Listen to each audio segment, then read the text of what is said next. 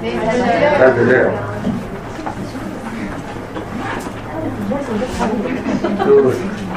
먼저 시작하기 전에 하나만 여쭤볼게요. 큰아이를 기준으로 큰아이가 아직 유아인 엄마 대부분이네.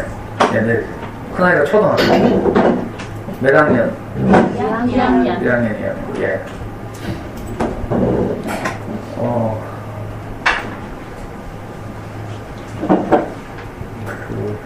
저는 뭐 어떻게 하다가 이렇게 이마트 구미점, 어디 동구미점? 네. 까지 오게 됐습니다. 저 대구 살고요. 오다 보니까 이거 전부 뭐 LG 디스플레이, 뭐 LG 산전, 뭐 공장밖에 없던데 어디서 오셨어요? 이마트 부근에 주거지역 있어요? 네. 아, 그렇지. 이마트가 대충 개업할 일 없는데 충분히 시장 조사를 하고 이렇게. 저는 이제 오기 전에 집에서 네이버 지도 검색하면서 여기 어디 위치하는지, 뭐 아파트는 어느 정도 있는지 이런 걸 좀 알아야 참석하시는 엄마들을 어느 정도 이제 예상하고 이러거든요. 여기 오게 된 계기는 대구에서는 이제 교육청에서 아주 부모 교육을 강조해요. 그래서 초등학교는 1년에 10번씩 초중 고등학교 다요. 그렇게 하고 또 학교 학부모 교육을 못 오시는 분들을 위해서 찾아가는 학부모 교육이라는 이제 그 제목으로 찾아가는데, 사실은 학부모 교육에 못 오는 엄마들을 대상으로 찾아가야 되는 공장 뭐 이런 데 가야 되잖아요. 아니면 직장 이런 데 가야 되는데, 작년에 저보고 이마트 월배점을 가라는 거야.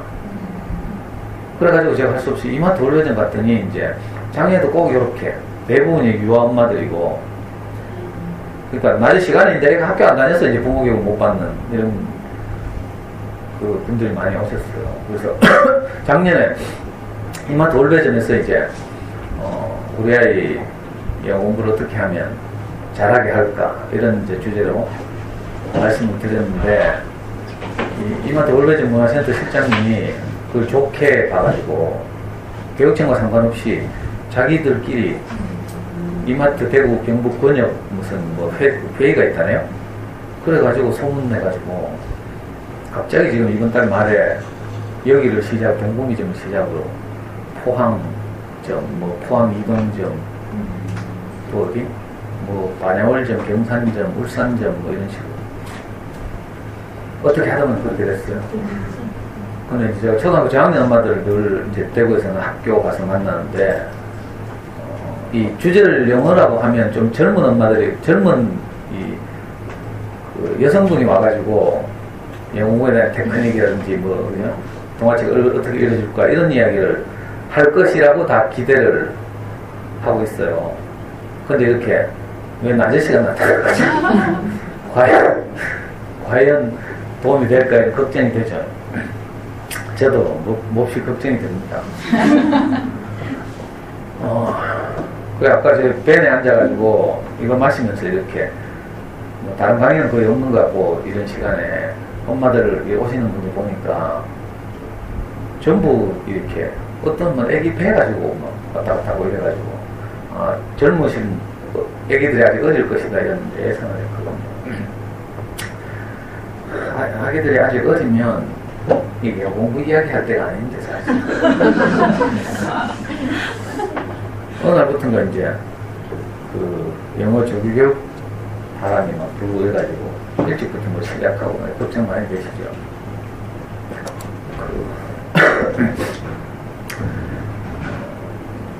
저는 이제 뭐 교육 관련 전공을 했거나 또는 뭐 교직에 오래 있었거나 이런 경험은 전혀 없고요.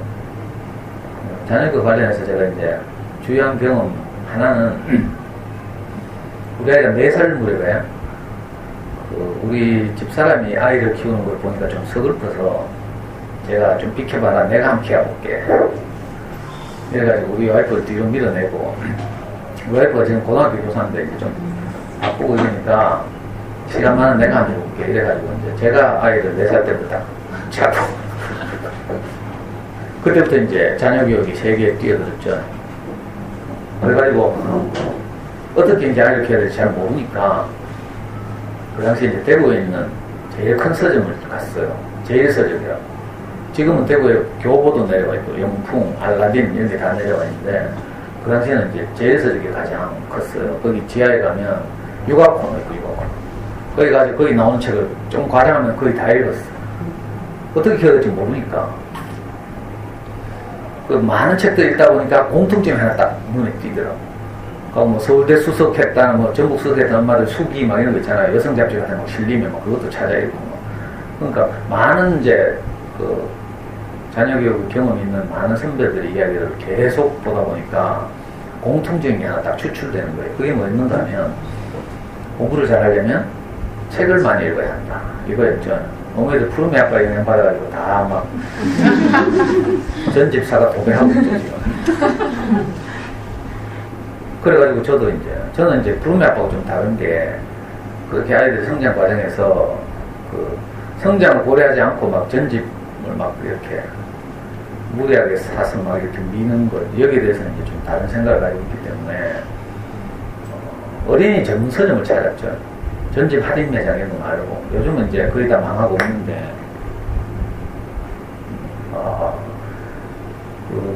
우리 아이 4살 때 대구에 가면 호셔부치라는 어린이 전문 서점이 대표적으로 있는데 거기 이제 다니게 됐어요. 그래가지고 한 10년쯤 다니다 보니까 우리가 중학교 2학년 때 이 어린이 서점의 주인이 저보고 그 서점에 오는 엄마들 대상으로 강의를 좀 해달라는 거예요. 10년 동안 저하고 아이가 커가는 모습을 이제 관찰을 했겠죠. 그래가지고 저는 어린이 서점으로부터 많은 도움을 받았기 때문에 실제로 제가 자녀교육에서 문외한인데 책방을 다니면서 이제 많은 이렇게 저도 함께 성장하게 됐죠. 그래서 중학교 2학년 때 이제 그 대구 달서구 지역, 수성구 지역을 중심으로 이제 강의 들어오는 엄마들 대상으로 이제 자녀교육 강의를 하기 시작해가지고 지금 11년째 그 짓을 하고 있습니다. 물론 공개 강의고 무료 강의인데 서점으로부터 받은 도움을 내가 갖는다는 마음으로. 그게 이제 제 자녀교육과 관련해서 어머니들께 말씀드리신 이력 하나고요. 또 다른 거 하나는 우리 아이가 초등학교 3학년 때 이른바 자녀교육 포탈 잠수네라는 사이트 문을 열었죠. 잠수네 운영자 잠수님하고는 잠수네가 생기기 전부터 이제 인터넷상에서 자녀교육에 관심 있는 별난 부모들끼리 좀 이렇게 뭐라 해야 되나? 인터넷이 생기기 전부터 그 인터넷 시대 전을 보고 PC 통신 시대라고 불러요. 그 당시에 영화 접속이라는 전도연 나오는 영화 보면 이제 막 까만 화면에 하얀 글씨를 막 이렇게 온라인 채팅도 하고 막 이러죠. 그 당시에 이제 요즘으로 말하면 네이버나 다음 같은 것이 그 당시에는 하이텔, 천리안 뭐 이런 게 있었는데 잠수님하고 이제 그런 데서 알고 지내는 사이죠. 그때 이제 그 자녀교육에 관심 있는 좀 이렇게 부모들의 유행이 홈페이지를 만든 거였어요. 개인 홈페이지. 요즘 같으면 이제 블로그를 만들죠. 저도 그 당시에 홈페이지를 하나 갖고 있었는데 아이 키우는 정보를 홈페이지에 모으는 거죠. 축적하는 건데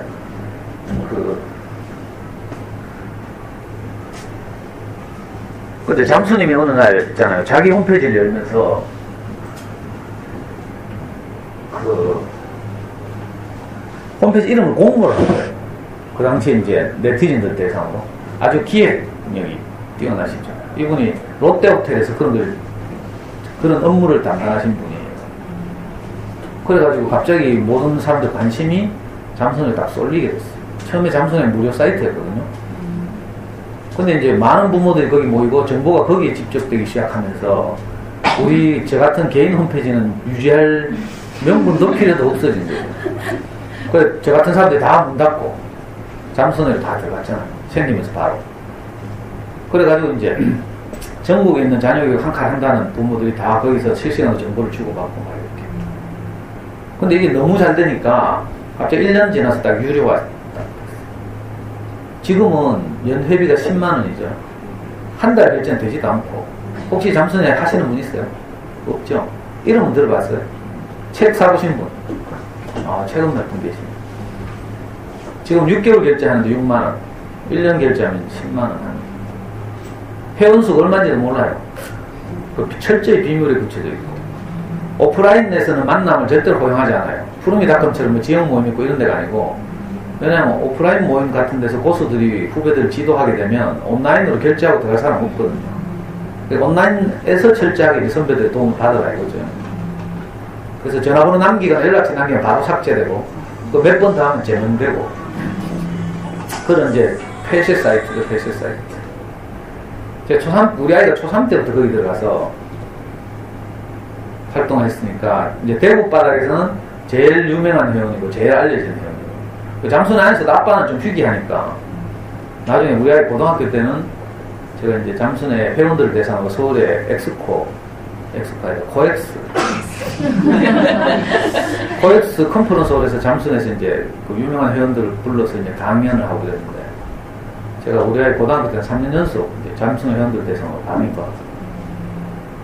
그 유명한 그 외국 가수들 콘서트 오면 인터파크 같은 데서 티켓 예매하죠. 몇 시부터 예매한다 하면 그때부터 딱 준비해가지고 클릭해야 겨우 뭐 1000몇백 번 티켓팅 하는데, 옛날에 잠수는 그랬어요. 제 대한민국이 그리운 것인데, 이런 제 자랑입니다. 그리운 번님 초청 강연을 한다고, 뭐 월요일 오후 5시에 이제 일제히 이제 신청을 하는 거예요. 컨퍼런스홀에 한계가 있기 때문에 120명, 150명 이러니까. 그러면 바로 5분 만에 매진돼요. 그러니까 잠순의 이제 오리지널 원조, 잠순에는 공식 강사 이런 건 없어요.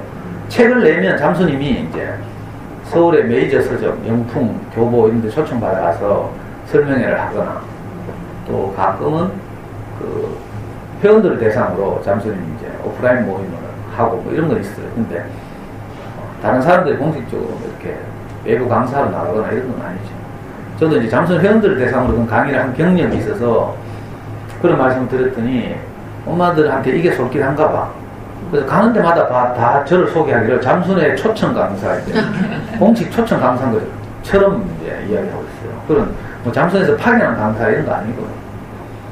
그것도 한 번은 잠순에서 1년에 연말만 되면요, 저걸 해요. 회원들에게 가장 도움이 된 글을 많이 쓴, 회원들에게 그 인기가 있는 회원들 투표를 하는 거야. 가요 톱10처럼. 그 연말에 투표를 해가지고요. 2008년인가 우리 아이 고등학교 1학년 때 투표를 했어요. 잠순에 들어가면 수백 개의 게시판이 있는데, 그 각 게시판마다 고수들이 다 있고 이렇죠. 저는 이제 우리 아이가 고등학생이었기 때문에 다른 게시판은 갈 뭐 의미도 없고, 그래서 주로 고등 게시판에서만 놀았어요. 그래서 유딩 엄마들이나 초딩 엄마들은 저를 거의 모르죠.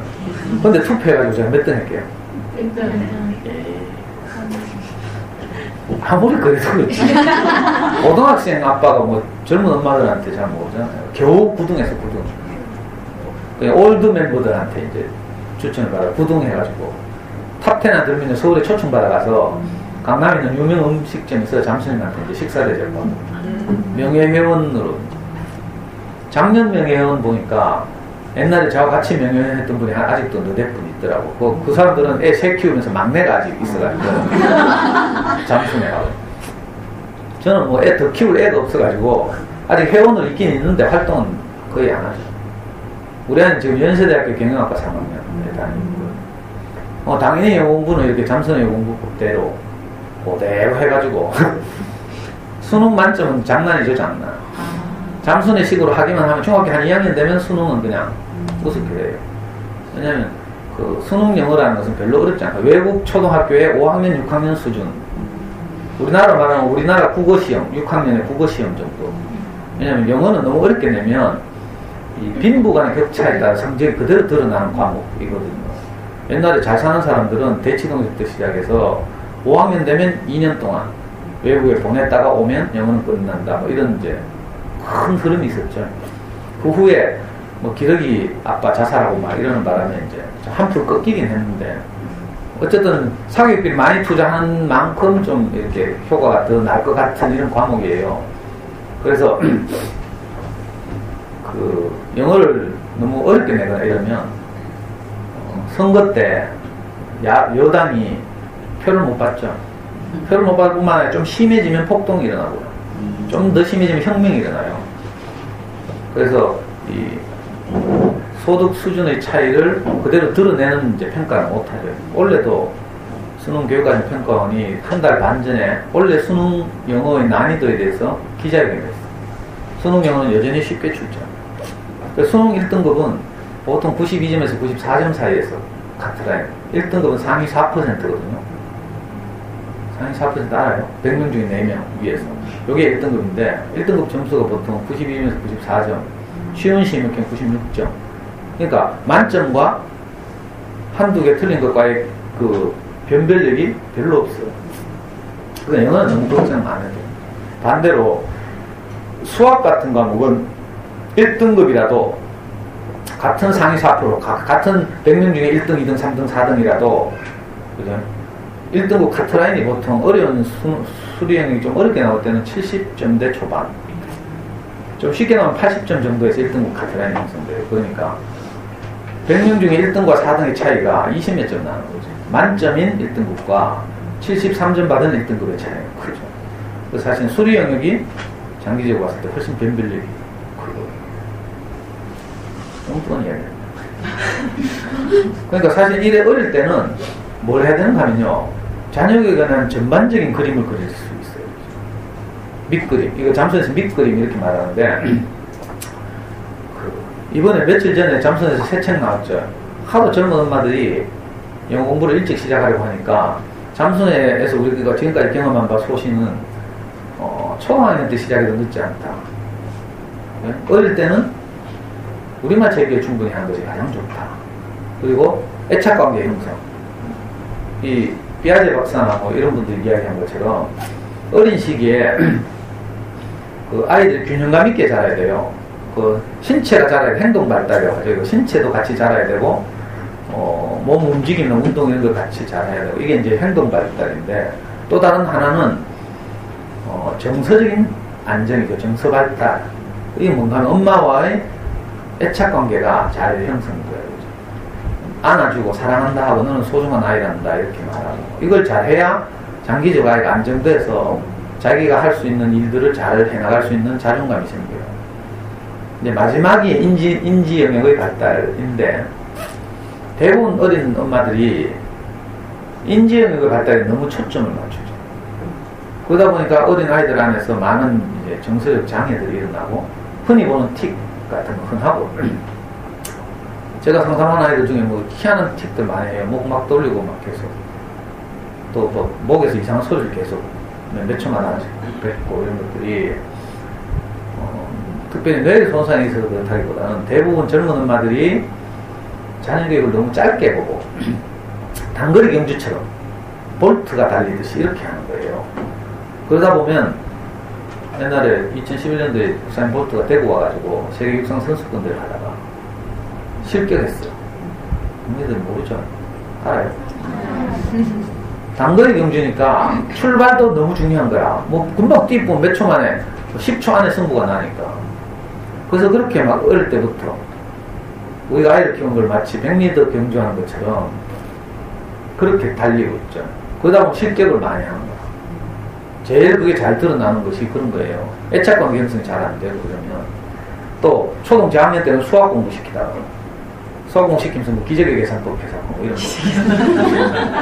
애들 연산 학습지를 반복해서 풀리면서 초를 엄마들이 막 재고 있어. 100m 달리기에서 초 재듯이. 이 전형적인 실패죠, 실패. 길게 보면요, 대부분 나고 해요. 영어 하기 전에 이제 무슨 이런 말씀 좀 드려놓으려고.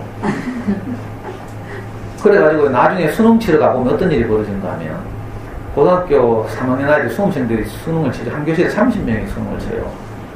수학 문제를 푸는데, 끝까지 앉아가지고 문제를 풀면서 깨있는 애는 한 교실에 1명, 많은 교실은 2명, 나머지는 도저히 풀 수가 없어서 포기하고 자요. 안 믿어지죠. 그래서 우리나라 고3들의 수능 수리 영역 평균 점수가 몇 점인가 하면요, 수학을 좋아하는 이과의 경우에는 평균 점수가 40점, 수학을 싫어하는 문과의 경우에는 좀 어려운 시험은 28점, 쉬운 시험은 32점. 평균이 얼마나 잘했어요. 그러니까 1등급이 70몇 점이죠. 4등급, 5등급은요, 한 40점만 맞으면 돼요. 그러니까 수학에서 다 낭패를 봐요, 사실. 왜? 단거리 경주처럼 하다가. 그러니까, 초등 저학년 때 이제 연산 연습을 반복해서 시키면서 대부분 수학을 질리게 하고, 국어 다녀오다가 5%가 탈락하고, 이런 식이에요. 그건 좀 기다려주면 되거든. 애들 아직 알라거든, 알라. 뒤집는 것도요, 똑같은 날 같은 산부인과에서 애가 태어났어. 근데 나중에 여기에 누웠다가 뒤집는 것도 차이가 있죠. 그렇다고 못 뒤집나? 시간이 지나면 결국 뒤집어요. 그렇죠? 우리 애는 벙어리 안 가서 말 안 한다고 엄마들 불안해하고 막 이러더라. 근데 결국은 언젠가 되면 다 말하죠. 그래야 그래. 마찬가지 원리로 국어단도 언젠가 되면 다 외워요.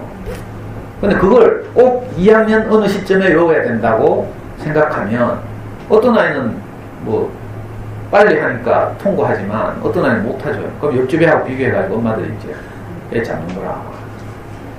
그러니까 초등학교 2학년짜리 앉혀놓고 막 엄마 벌거해가 막 성질대로 뭐 문제집 줘 던지고 쓰레기통 치고 니 같은 건 뭐 엄마들 6살짜리한테도 큰애라고 다 컸다고 생각하더라. 이 희한한 기준이죠. 제가 볼 때는 지금 엄마들도 애기처럼 보여요. 미안한 말이지만 무시하는 게 아니라 어리게 보인다 이 말이죠. 그 6살짜리는 진짜 아가야, 아가야. 저는 우리 아이가 지금 군대도 갔다 오고 대학교 3학년이에요. 근데도 지금 애기처럼 보여. 그래서 내가 항상 보고 싶어 하고요. 어제 문자가 와가지고 KTX 애매한 걸 딱 보여주면서 아빠 다음 주에 내려갈게 가더라고. 다음 주에 내려오면 이제 2달 만에 내려오는 거죠. 그러니까 대학 3학년짜리도 제 눈에 항상 애기처럼 보여서 아이고 저게 밥은 제대로 먹고 다니는지 뭐 이렇거든요. 근데 엄마들 이래 생각 안 하는 거지. 그러니까 이 자녀 교육을 길게 봐야 돼. 마라톤처럼. 그리고 꼭 1등 해야 되는 마라톤이 아니라 코스로 완주하는 마라톤. 우리나라에서 유명한 마라톤은 누가 있어요? 이봉주 잘 아시죠? 이봉주 선수가 정말 자랑스러운 점은 뭔가 하면요, 불행하게 이봉주는 올림픽에서는 한 번도 우승 못했어요. 물론 우승 많이 했는데 올림픽에서는 늘 나가면 실패하더라. 자기 친구 황영조는 벌써 1992년도 바르셀로나 올림픽에서 우승했어요. 그런데 이봉주 선수가 자랑스러운 점이 뭔가 하면요, 그 마라톤에 37번 출전해가지고 35번을 완주한 거예요. 물론 뭐 중요한 대회에서도 우승도 7번인가 하고. 근데 이제 세계적인 마라토너들 많이 배출하는 케냐의 마라토너들은 평균 완주 횟수가 8회 밖에 안 되는데 이봉주는 35회나 완주했다는 거예요. 자, 우리 아이들 키우는 것도 마찬가지로 우리 아이들이 물려받은 재능을 잘 발휘할 수 있도록, 자기 인생을 잘 개척하며 살 수 있도록 완주하도록 돕는 거, 이게 엄마의 역할이죠. 꼭 뭐 어디 가서 1등 해야 된다 이런 생각하면 안 돼요. 어릴 때 엄마는 다 영재 만들라고 푸르미다큼 들어가가지고 눈 뻘거 해가지고 그 카드 다 조진다. 뭐 몇 세트부터 몇 세트까지 이전지, 몇 세트부터 몇 세트가 이전지, 애의 발달을 고려하지 않고 공식처럼 막 이래가지고, 그래가 또 뭐 솔깃해가지고 책 3,000원짜리 사가지고 집에 도배하더라. 제 강의 듣는 엄마들 그런 말 많아요. 우리 저와 같이 일하는 뒤에 동영상 찍으신 저 엄마도 8년 전에 제 강의 듣고 이제 푸르미닷컴 버리고 이제 제 강의만 듣고 있는데, 저 엄마 얘기 들으니까 딱 3,000원짜리 사가지고 온 집에 도배해도 별로 도배가 안 된대. 뭐 벽 한 300면 정도 도배하면 3,000원 돼요. 뭐 크지도 않은데 뭐 아예 성장에 맞게 옷도요, 애 클 때 애 크기에 맞게 그때 맞춰서 한 벌씩 사줘요. 미리 사가지고 막 옷장에 확 재놓고 이건 미친 짓이지. 자, 이제 영어 이야기 갑시다. 너무 엉뚱한 이야기입니다. 왜냐면 이 엄마들 눈동자를 보니까 초롱초롱하고 이래가지고 어떻게 하면 전체적인 계획을 세우고 우리 아이들을 잘 키웠으면 좋겠다, 이런 생각이 있어서 그런데, 우선 영어와 관련해서 엄마들 제일 먼저 고민하는 게 이거죠. 어느 날부터 우리나라에서 이제 이미 이런 열풍이 불어가지고 조기 영어 교육을 위에 불어서 어머니들, 적극적인 어머니들은 뱃속에 있을 때부터 아이들한테 영어 틀어주고 이러더라고요. 여기도 다 그러셨죠? 그랬을 것 같아. 뱃속에부터 미리 못 틀어준 엄마들은 어디서 또 좀 듣잖아요. 그럼 노부영 캐사코 뭐. 요즘 뭐 배우영 한 것도 있더라. 이게 뭐지? 뭘 줄인 게예요? 배우영. 예? 검색 좀 하고 검색. 아, 배우영 하는 거 유명한데. 요즘 또 저 세월호 사건 관련해서 유명한 문진 미디어.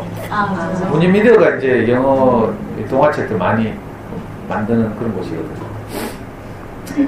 그 저는 뭐 옛날에는 최근에 아까 뭐라 했지 무슨 영? 노부영. 노부영 하길래 무슨 뭐 유명한 영어 강사 이름인가 싶어가지고 검색해봤어요. 별거 아니더만 뭐 옛날부터 있었던 챈트 따라하는 거 이런 거 노래를 부르는요. 또 좀 있으니까 오할틱 하면서 막 젊은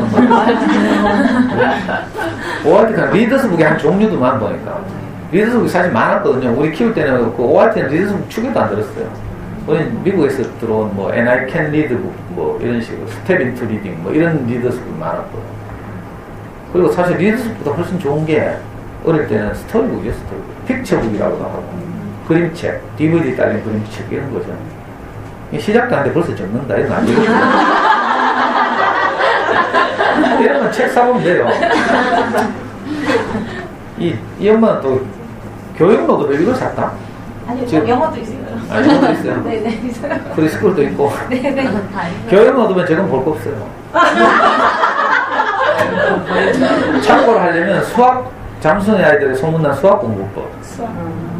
그 이제 전체적인 좀 그림을 그릴 수 있게 하고, 영어와의 균형 이런 걸 잡아주니까, 저 교육 노트북 저거는 저 베스트셀러 안 됐어요. 실패. 저도 뭐 강의하고 이래야 되니까 사긴 샀는데, 별거 없어요. 뭐 시간만 많고 자주 기회가 주어지면 이 체계적으로 각 과목별로 어머니들께 이렇게 말씀드리고 싶습니다. 우리 아이는 학원 한 번도 안 다니고요. 잠수에서 이런저런 정보를 제가 대구 시골에 살면서 서울에서는 대구고 시골이래. 시골에 살면서도 대치동 수학학원에서 어떤 교재를 사용하는지 이런 걸 제가 다 앉아서 알잖아요. 그래서 실제로 학원 하나도 사교육 전혀 의존하지 않았어요. 심지어 피아노 학원, 태권도 학원도 한 번도 안 가고요. 그냥 자기 주도적으로 집에서 이제 저하고 이제 호흡 맞춰서 이렇게 키워서 실제 수능에서는 수학 만점, 영어 만점, 국어 두 개 틀리고 사탐 4과목 다 1등급, 아랍어 1등급. 우리 아이는 고등학교 때 외국 일본 했고요. 서울대 가려고 이제 서울대 가려면 제2외국어를 필수적으로 해야 돼요. 다른 대학에는 제2외국어 안 하는데 그래가지고 고등학교 때 일본어 하다 보니까 외고 일본어 과 애들한테 안 되는 거라. 거기다가 다른 공부는 안 하는 게 일본만 하면 열심히 보는 애들이 있어. 그런 애들을 보고 오다쿠라고 그러죠. 매니아라고, 영어로는 매니아. 그러니까 그 애들 일본어 굉장히 잘해요. 그 일본어는 잘못하면 한두 개 틀리면 3등급 되는 거야. 그걸 할 수 없이 아랍어로 갈아타가지고 아랍어 하는 놈 거의 없거든. 외고 아랍어과는 없어요. 그 아랍어는 맨 땅에서 베이스를 같이 하고 시작하는 거죠. 그래가지고 수능에서 실제로 전국 한 200등 정도 했어요. 그러니까 제가 뭐 이렇게 뭐 맞는 말 이론적인 이야기를 하러 온 게 아니고 실질적으로 지금 우리 젊은 어머니들이 생각하시는 고민 이런 것들을 제가 미리 다 해본 거죠. 시간이 없어서 그 고민을 다 말씀 못 드려요. 제가 실제로 해온 것들, 실패한 것들, 뭐 애 잡은 이야기 뭐 이런 거 하면 참 어머니들 같이 울고 막 이럴 텐데.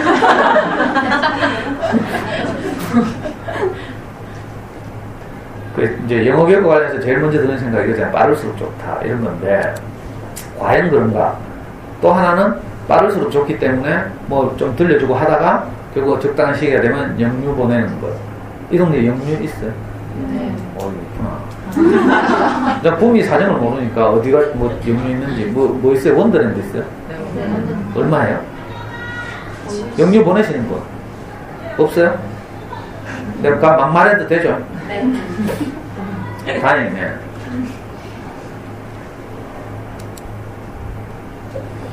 영어는요, 언어잖아요, 언어이기 때문에 한 번 시작하면 계속 해야 돼요.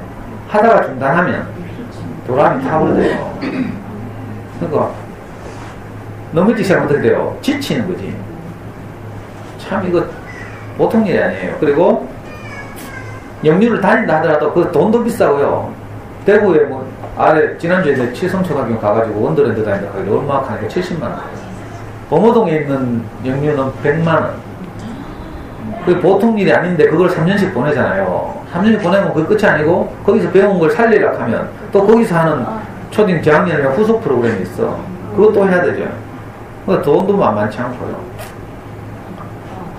또 어떤 일이 있는가 하면 애기들 어릴 때 영어만 늘리겠다고 뭐 해봐야 꼬물락꼬물락 거리는 그것들이 뭐 배합이 얼마나 되겠어. 그런 거는요 나중에 초등학교 6학년 겨울 방학 때 일주일만 딱 잡으면 영유 3년 다닐 만큼 할 수 있다. 그러니까 아무것도 아니더라. 그런데 불안해가지고 막 옆집에서 하니까 하고 막 이런 거 저는 안 해도 돼요. 우리 애는 영유 부경만 해, 부경. 실제로. 우리 애가 4살 무렵에 이 아이가 어떻게 하면 10년 후에 영어를 잘하는 아이로 잘할까 싶어가지고 제가 고민을 하다가 뭐 방법이 없잖아요. 이건 제 서적가로 없더라고. 고민을 하고 있던 차에 어느 날 제가 동네 미장원에 갔어요. 미장원인데 왜 웃어? 미장원에 가니까 탁자 위에 앙팡이 딱 놓여집니다. 어떤 아줌마 또 이거 치즈를 하더라. 어떤 초등학교 가니까 앙팡 놓여있더라 하니까 치즈가 왜 더 있어요? 이렇게 한다. 치즈 말고 육아잡지 앙팡 들어봤어요? 알아요? 네. 저는 몰랐어요. 이름도 벌써 앙팡 프랑스어잖아. 뭔가 있어 보이죠. 그래가지고 이제 순서 기다리면서 이제 앙팡을 뒤지다가 끝부분에 보니까 교육 섹션이 있더라고. 거기에 우리 아이 영어 유치원 잘 고르는 법 하면서 몇 쪽짜리 기사가 있더라고. 뭐 아이가 어리기 때문에 통학거리가 가까워야 하고 아이 안전을 위해서 시설이나 이걸 잘 살펴야 하고 뭐 하면서 쫙 있어. 그걸 보는 순간 내가 주인 아줌마 위치를 파악했더라고. 어디 있는가 싶어요. 그래가지고 주인 아줌마 화장실 간 사이에 꼭 째가지고 내 머리도 안 감고 도망갔어요. 그리고 그거로 내 그 미장원 못 가잖아. 그 집에 그거 들고 와가지고 그거 보면서 실제로 보서 시키는 대로 대구에 있는 유명한 그 당시에는 영유라는 이름이 없었는데 하여튼 영어 유치원 비스무리한 게 몇 군데 있었어. 그래서 4군데를 제가 인터뷰하러 다녔어요. 아이를 끌고. 저 범물동에 있는 매직월드라는 곳에 가니까 교실 하나는 공항, 하나는 약국 이런 식으로 꾸며놓고 거기서 오는 민들하고 막 놀고 있더라. 이야 진짜 보내고 싶더만. 근데 돈도 비싸고 제가 사는 촌동네까지 차가 두 번째는 저 대구 성서라는 곳에 키즈 클럽이라고 있어요. 지금도 있대. 거기 가니까 거기는 아주 안전해. 큰 대로에서 진입로가 이렇게 차 안 다니는 그 키즈 클럽 건물까지 이렇게 걸어서 들어가는 길이 확보되어 있고 그 단층 건물에다가 교실을 보니까 막 카펫이 쫙 깔려 있고 어떤 교실 보니까 막 볼풀처럼 있잖아요. 볼이 그 확 이렇게 있고 애들이 막 그 볼풀에서 놀면서 원어민들하고 막 장난치고 막.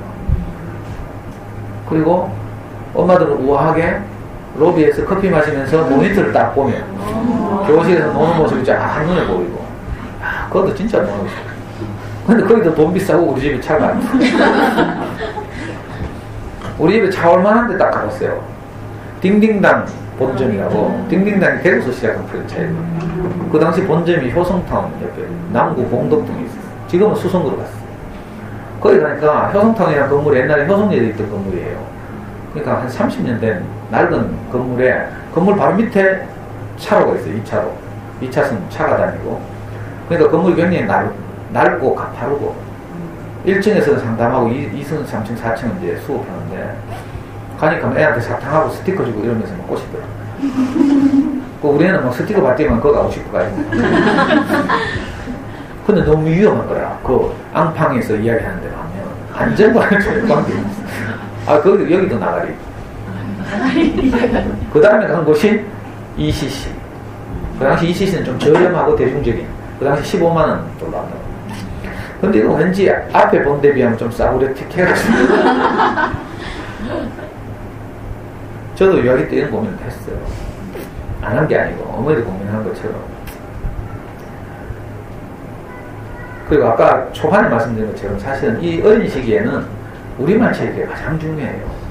몰라, 꿈이 유엔 사무총장이다. 아니면 국민의 안전을 지켜주지 못하는 나라에서 살 수 없다. 뭐 이러면 모를까. 그래도 참고 살아야지 내 나라인데 하면 할 수 없이 모우가 잘 돼야죠. 이걸 잘 생각해야 돼요. 아이들하고 의사소통하고 부부간에 부부싸움 할 때도요.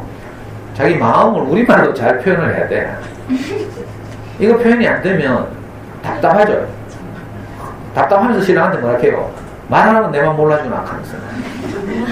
신랑이 무슨 점장이가? 근데 막 말 안 하고 삐져가지고 막 말 안 해도 내가 집구석에서 애하고 얼마나 시달리는지 좀 알아달라고 하고 이러면 안 되죠. 마음을 잘 표현하고 이래야 돼요. 그 마음을 잘 표현하려면 표현하는 훈련도 해야 되지만 의의도 이렇게 있어야 돼요. 그러니까 소설책 이런 거 많이 읽어야 돼요. 독서를 많이 하고 이래야 돼요. 엄마들한테 길 물어보면 꼭 뭐 대명사입니다. 대명사. 저리 쭉 가가 그쯤에서 뭐 이자로 뭐 내비에서는 그렇게 말 안 하죠. 500m 직진해가지고 왼쪽으로 좌회전 이런 식으로. 그러니까 아이들한테 우리말 어휘 능력을 길을 아주 소중한 시기가 유아 시기, 초등학교 학년 시기예요. 이때 그림책을 많이 읽어야 돼요. 창의적인 그림책, 단행본들. 특별히 엄마들이 아이를 키우다 보면 뚜껑 잘 열리잖아요. 그러니까 평소에는 내가 뚜껑 열려가 성질대로 하더라도 사실 우리 안에 있는 깊은 마음을 표현해야 되죠. 아기들 얼마나 사랑하는지 소중한지 이걸 늘 표현해야 돼요. 근데 내 성질 때문에 표현이 잘 안 돼. 맞죠? 애 뭐 하는 꼬라지 보면 막. 자, 그럴 때 우리가 그림책을 통해서라도 책을 읽어주면서 이제 엄마 마음을 거기 실어서 표현하는 거죠. 예를 들면 언제까지나 너를 사랑해 이런 그림책이 있어요. 알아요? 그 책을 보면 표면적으로 아이가 성장하는 과정에서 처음에는 막 애기 낳아가지고 막 사랑스럽고 이러고 막 안고 막 젖먹이고 이러지만 몇 살 때면 이제 막 저질이 하죠. 막 쏟고 깨고 뭐 누르고 막 이래가지고 사고치고 또 막 초딩 때는 버장머리 없이 막 이렇게 굴고 또 사춘기 때는 막 머리 기르고 막 염색하고 지멋대로 돌아다니고 음악하고 뭐 크면 또 뭐 집 나가고 가출하고 뭐 이렇게 하는데 자 그럼에도 불구하고 이런 과정 내에 우리 부모 안에 있는 깊은 마음은 흔들리지 않고 있거든요. 엄마는 언제까지나 너를 사랑한다. 넌 엄마 아빠에게 너무 소중한 아이란다. 이런 마음을 늘 표현해야 돼요. 그걸 이제 그림책을 통해서 하는 거죠. 어머니들 보니까 성질로는 평소에 애기 보고 엄마 너 사랑해 이런 말 못하죠. 간지럽기도 하고 뭐 왠지 이 말 하면 애가 지멋대로 할 것 같고 막 이래가지고 말 못하잖아요. 시간만 많으면 저도 우리 아이한테 이런 걸 잘 못했어요.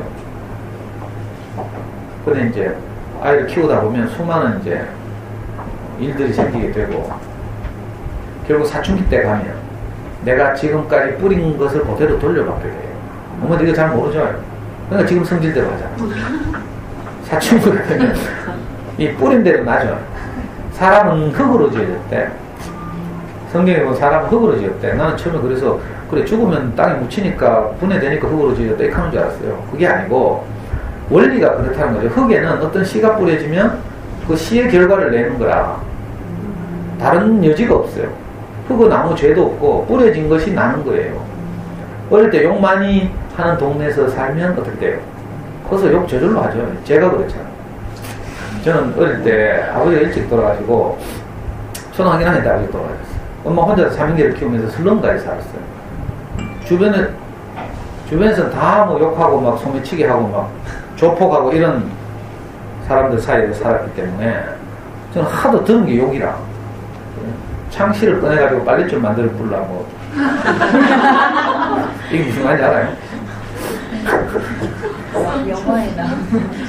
영화에 나올 거예요. 느와르 영화에. 그러니까 이런 욕이 완전 네이티브처럼 돼 있어요. 그러니까 사람은 본대로 하게 돼 있어요. 어머니를 보니까 어릴 때 엄마한테 막 이렇게 늘 막 구박받고 이런 장녀가 있어. 상처도 받고 막 엄마가 저럴 수 있나 이렇게 자란 엄마 그 아가씨들이 처녀 때는 다 그렇게 생각해. 나는 크면 우리 엄마처럼 안 해야지. 이런다니까. 근데 커서 내가 애 낳고 나면 나도 모르는 사이에 엄마한테 본 것이 내게서 그대로 튀어나와. 아빠들도 마찬가지입니다. 아빠들은 막 술 마시고 들어와서 막 자기 인생이 안 풀리니까 막 폭력을 행사하고 이런 아빠들을 보면서 자라는 가족이 많죠. 그 자라면서 나는 우리 아버지처럼 안 살아야지 이렇게 생각하는데 막상 내가 아이를 낳아서 딱 키울 때가 되면 내가 본대로 하네. 이게 무서운 일이에요. 저는 우리 아버지가 초등학교 1학년 때 돌아가셨기 때문에 저한테 보여준 장면이 몇 장면 없어요. 근데 있잖아요. 우리 아버지가 옛날에 제가 초등학교 들어갔을 때 또 우리 형이 초등학교 들어갔을 때 항상 어디 공사장 가더니 시멘트 부대를 구해오는 거예요.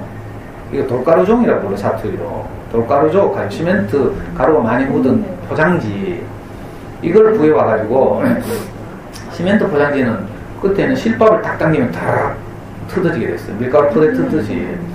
그래가지고 그 시멘트 묻은 가루 묻은 표지를 딱 벗겨내면 그 안에 코팅되어 있는 갈색 속지가 있어요.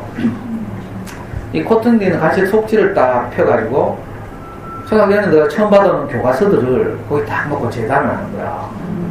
그래서 정성껏 책 표지를 싸주고 제목에다가 국어 1-1 이렇게 적고 우리 아버지가 우리한테 해준 장면이 몇 장면 없는데 그 장면이 8살짜리 내 눈에 딱 찍혀 있어요, 사진에. 근데 신기하게도 제가 31살이 돼가지고 결혼해가지고 아이들을 낳았어요. 그래서 우리 애가 초등학교에 들어갔어. 저도 모르는 사이에 난 우리 아버지처럼 능력이 있어가 시멘트 포장지를 못 구해오고 있더라고. 그래가지고 내가 달력을 째가지고 지나간 달력 딱 모아가지고 우리 아이가 받아온 책을 거기에 딱 놓고 우리 아버지가 하던 그대로 재단해가지고 책 표지를 썼어요. 책 표지는 쉽지 않다니까. 책의 두께가 있기 때문에 그 두께 부분을 잘 잘라내고 이렇게 해서 막 안구게 이렇게 딱딱 적어서 근데 달력 이놓으면은 제목을 쓰려고 하니까 색연필 이런 게 잘 안 먹어. 그래 할 수 없이 유성펜 또 문방구 뛰어가가 사와가 이렇게 제목 적어주고 있는데 우리 와이프가 그걸 보더니 빈정거리면서 하는 말이 진짜 참 공상 맞다. 문방구 가면 비닐로 된 표지 다 파는데 요즘 시대가 바뀌어가 30년이 지나니까 문방구에 비닐 표지 다 팔더라고. 근데 내가 그렇게 하고 싶어서 한 게 아니라 내가 본 게 그거밖에 없으니까 본대로 그대로 돼. 우리 어머니들도 애기 키울 때 지금 선들더라고요. 나중에 다 돌려받고요. 이거 항상 정신 차려야지. 그래서 엄마들 보면 가끔 정신과 가볼까 이런 생각 하죠. 애 키우다 보면 별거 아닌데 뚜껑 열려가지고 막 6살짜리가 4살짜리 안 돌본다고 막 저도 내 동생 못 돌봐줬어. 근데 어떻게 6살짜리가 4살짜리를 돌봐.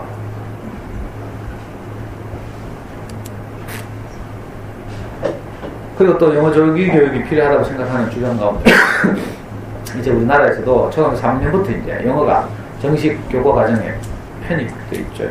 그러니까 어떻게 돼요? 대비해야 되지. 대비하려면 어떻게 돼요? 학원 가야지. 이런 생각을 하는 거라, 논리적으로.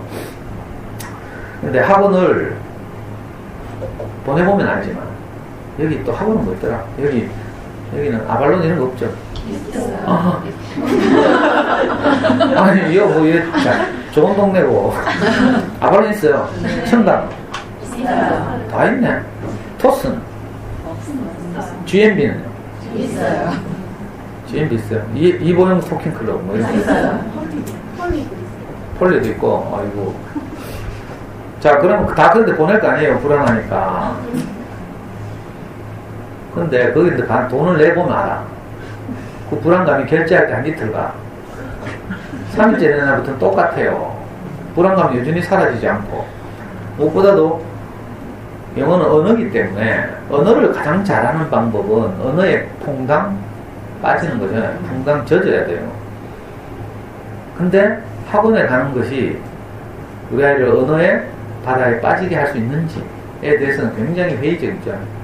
그렇기 때문에 불안한 거예요. 그러니까 아무리 학원 다니도 별 성과가 없고 또 불안해가지고 엄마가 체크하려고 나서면 어떻게 돼요? 뚜껑 열리고 좋은 학원 가면 숙제 많이 내고 뭘 공부를 잘하려면 지가 해야 되거든. 수학이든지 영어든지 지가 직접 해야 돼요. 선생님 하는 말 아무리 듣고 거기 끄떡여도 지나면 다 잊어버려요. 에빙하우스라는 유명한 독일의 교육학자가 만각곡선이라는 걸 발표했죠. 한 달 지나면 98%를 잊어버려요. 반복하지 않는. 그래서 학원에서는 성과를 내기 위해서 당연히 숙제를 내게 되고, 이 요만한 아이들 키우는 학원 같으면 초등학교 3학년, 2학년 같으면 하루에 보통 30개씩 이제 단어 외우라고 숙제 내죠. 하고 좀 좋은 학원, 대리자 많은 학원일수록 단어 못 외우면 집에 안 보내죠. 그죠? 이래야 좋은 학원이라 엄마 대신 애 잡아야. 근데 엄마는 또 자존심 됐고 그러니까 저녁 밥상 물린 다음에 애 딱 불러가지고 앉혀놓고 단어 테스트 하죠. 좀 이성적인 엄마들은 자들로 때리고 단어 하나 틀릴 때마다 한 대씩이야. 예. 근데 그것도 자도 때리는 것도 어느 정도지. 계속 틀려봐. 자는 어디 가고 막 문제집 둥둥 말아가지고 막 때리고 니 같은 거 공부 안 해도 돼. 그래서 문제집 쓰레기통에 던지는 신용하고 이때 아빠 퇴근 오잖아요.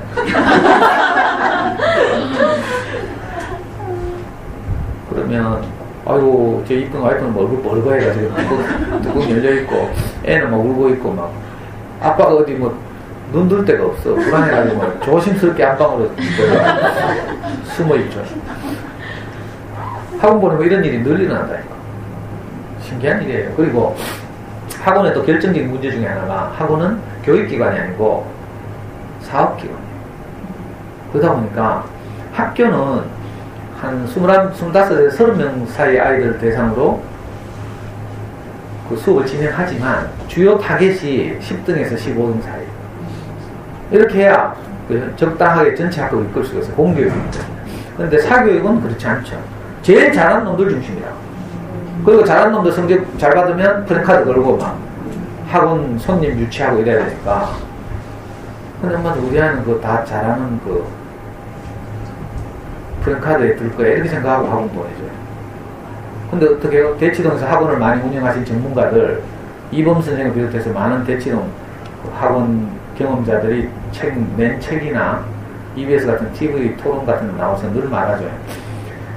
학원에 오는 성실한 5%는 학원의 도움을 좀 받고 그래서 성적이 조금씩 향상될 수 있다. 나머지 95%는 뭐 한다?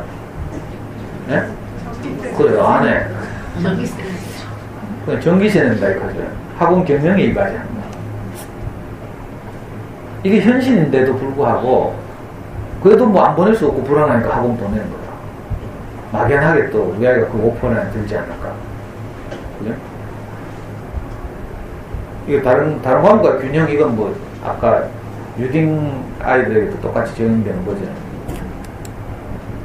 원어민 교사, 그래, 잘 사는 동네니까 원어민 교사 부를 수도 있겠다. 뭐, 아발론도 있다 하고 이런 거거든요.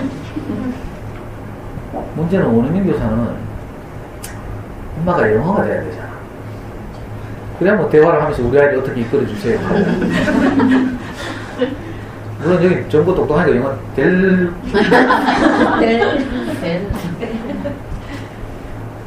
그리고 우리나라에 들어오는 원어민 교사들의 신분을 우리가 안정적으로 검증할 방법이 없어요. 미국 대학 졸업 증명서 이런 거 우리가 읽을 수 있어요? 없다니까. 옛날에 그 타블로에게 진실을 요구합니다. 계속하고 뭐 타블로 사태 유명했죠. 타블로가 뭐 어디? 프린스턴? 스탠포드 나왔니 안 나왔니 하고 뭐 대학 졸업증 갖다 밀고 뭐 이래도 안 되잖아요. 그러니까 우리는 뭐 대학, 영어로 된 대학 졸업증 뭐 위조했는지 아닌지 읽어봐도 몰라. 그러니까 원어민 뭐 아무나 부를 수도 없고 참 어렵죠. 그러니까 이건 아예 넘어갑시다. 이건 나중에 조용히. 근데 원어민 부르지 말자 하니까 어떤 초등학교 젊은 엄마가 우리 아이는 영어로 말을 너무 하고 싶어 해가지고 원어민 부르고 싶은데 어떡하죠? 하면서. 그렇게 카톡으로 그렇게 질문이 왔어. 그래, 할 수 없이 내가 그 집은 그냥 원어민 부르세요. 영어 말하기를 하고 싶어 하는데 어떻게 영어를 말할 수 있는가 다 강의 이야기 했는데 그렇게 내가 할 수 없잖아요. 돈이 많은 것 같다 하면서.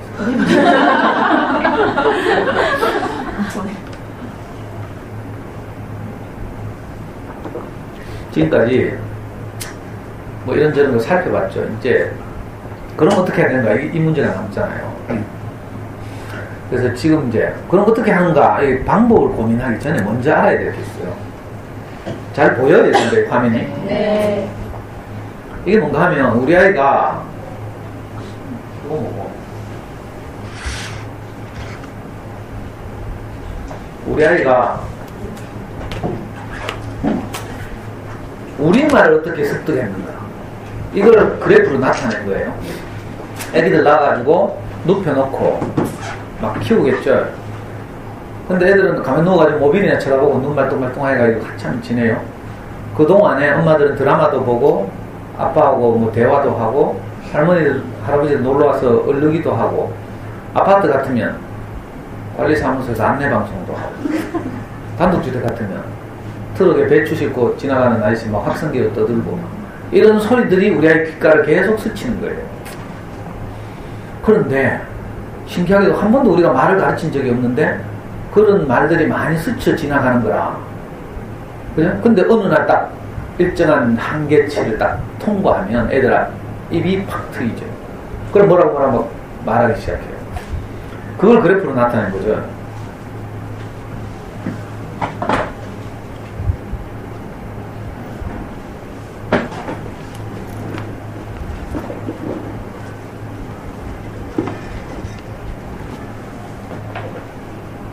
그 우리 아이가 말이 터질 때까지 아무 말도 안 하고 있잖아요.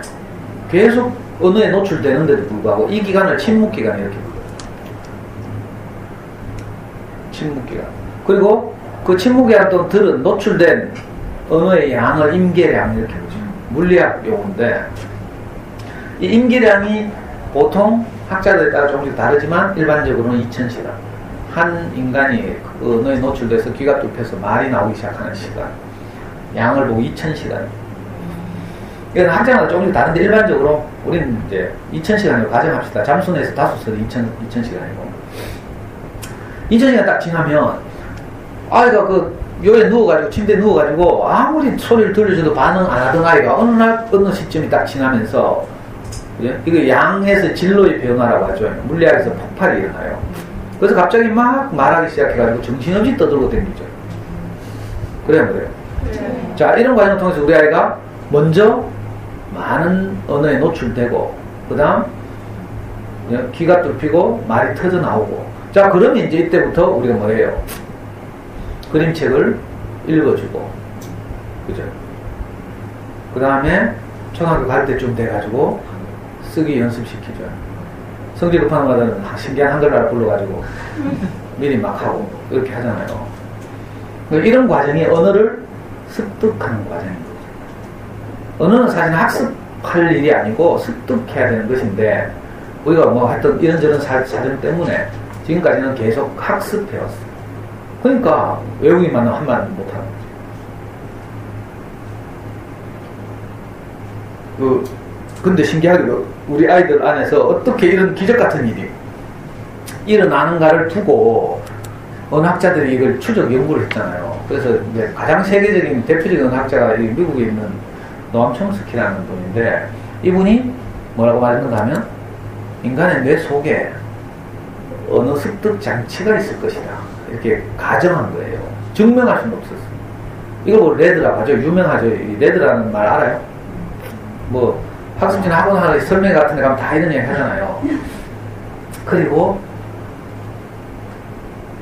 이 레드가 있기 때문에 아이들이 언어를 기적적으로 습득하게 된다 이렇게 주장했는데 이게 사실은 그냥 가설이 아니고 나중에 오랜 후에 독일의 뇌과학자를 통해서 증명됐어요. 이건 제가 KBS 화면을 캡처한 건데 뇌를 찍은 사진이에요. 뇌 속에 보면 이 베르니케 영역이라는 것이 있어요. 이분들은 독일의 유명한 그 뇌과학자들인데 실어증 환자들을 연구하다가 왜 말을 못하는가 아니면 말을 하는데 의미 없는 말을 하는가 이런 게 이제 실어증의 한 부분이죠. 자, 그 실어증 환자들 공통적으로 연구해 보니까 말을 하긴 하는데 다른 사람에게 의미 전달이 안 되는 횡설수설하는 이런 말을 하는 실어증 환자들인데 이 사람들에게 공통적으로 나타나는 것이 뭔가 하면 뇌의 특정 영역이 손상됐다. 이걸 발견한 거예요. 이게 브로카라는 분이 발견해가지고 이 영역을 보고 브로카 영역이죠. 그러니까 이건 받아들인 것을 표현하는 영역이죠. 브로카 영역. 그리고 반대로 어떤 경우에는 말을 듣지를 못해. 말귀를 못 알아듣는다 이런 말을 우리가 하잖아요. 그러니까 들어도 그게 무슨 의미인지를 소화를 못하기 때문에 자기가 또 의미 없는 말을 표현을 못하는 이런 환자들이 있어요. 이런 환자들 공통적으로 연구해 보니까 베르니케 영역이 이 영역이 손상되었다는 걸 발견한 거예요. 그래서 이게 이 발견한 분의 이름을 따서 베르니케 영역이 이렇게 된 거죠. 그러니까 사람은 아까 내가 흙이라고 했잖아요. 그러니까 사실은 뇌를 통해서 작용하는 걸로 비유하면 농사 짓는 걸 비유하면 흙이지만 뇌과학적으로 말하면 이 베르니케 영역을 통해서 무엇을 받아들인 것을 브로카 영역을 통해서 표현하고 이렇게 하는 거죠. 그래서 레드라는 장치가 이렇게 구체적으로 뇌과학을 통해서도 사실 근거 있는 것으로 증명된 거죠. 근데 또 어떤 사람들이 말하기를 그래 레드가 있다고 하더라도 사춘기가 지나면 소멸할 것이다. 우리나라에서 미국으로 이민한 이민자 가정을 보니까 학생 때 간 애들은 다 원어민처럼 말하는데 어른들은 언어의 발전이 별로 없더라. 그런 걸 보니까 사춘기가 지나면 소멸하고 미국에 간 어른들은 여전히 콩글리시 교우하고 하우마치 뭐 이런 말 하다가 애들 커버리면 소통이 안 되는 거죠. 애들은 모국어는 현저히 못하고 영어는 아주 잘하는데 부모들은 영어로 고급 단어, 아카데믹한 단어들을 전혀 사용할 수 없고 이렇기 때문에 우리 이민자 가정의 제일 비애 중에 하나가 자식들이 크면 깊은 이야기를 못하는 거죠. 밥 먹고 뭐 이런 이야기 말고 인생에 대해서 이야기한다든지 뭐 미래, 뭐 행복 이런 이야기 못하는 거예요. 자, 이걸 보고 레드가 사춘기 이전에 소멸해서 그렇다. 그러니까 레드가 있을 때 하루라도 빨리 시작해야 된다.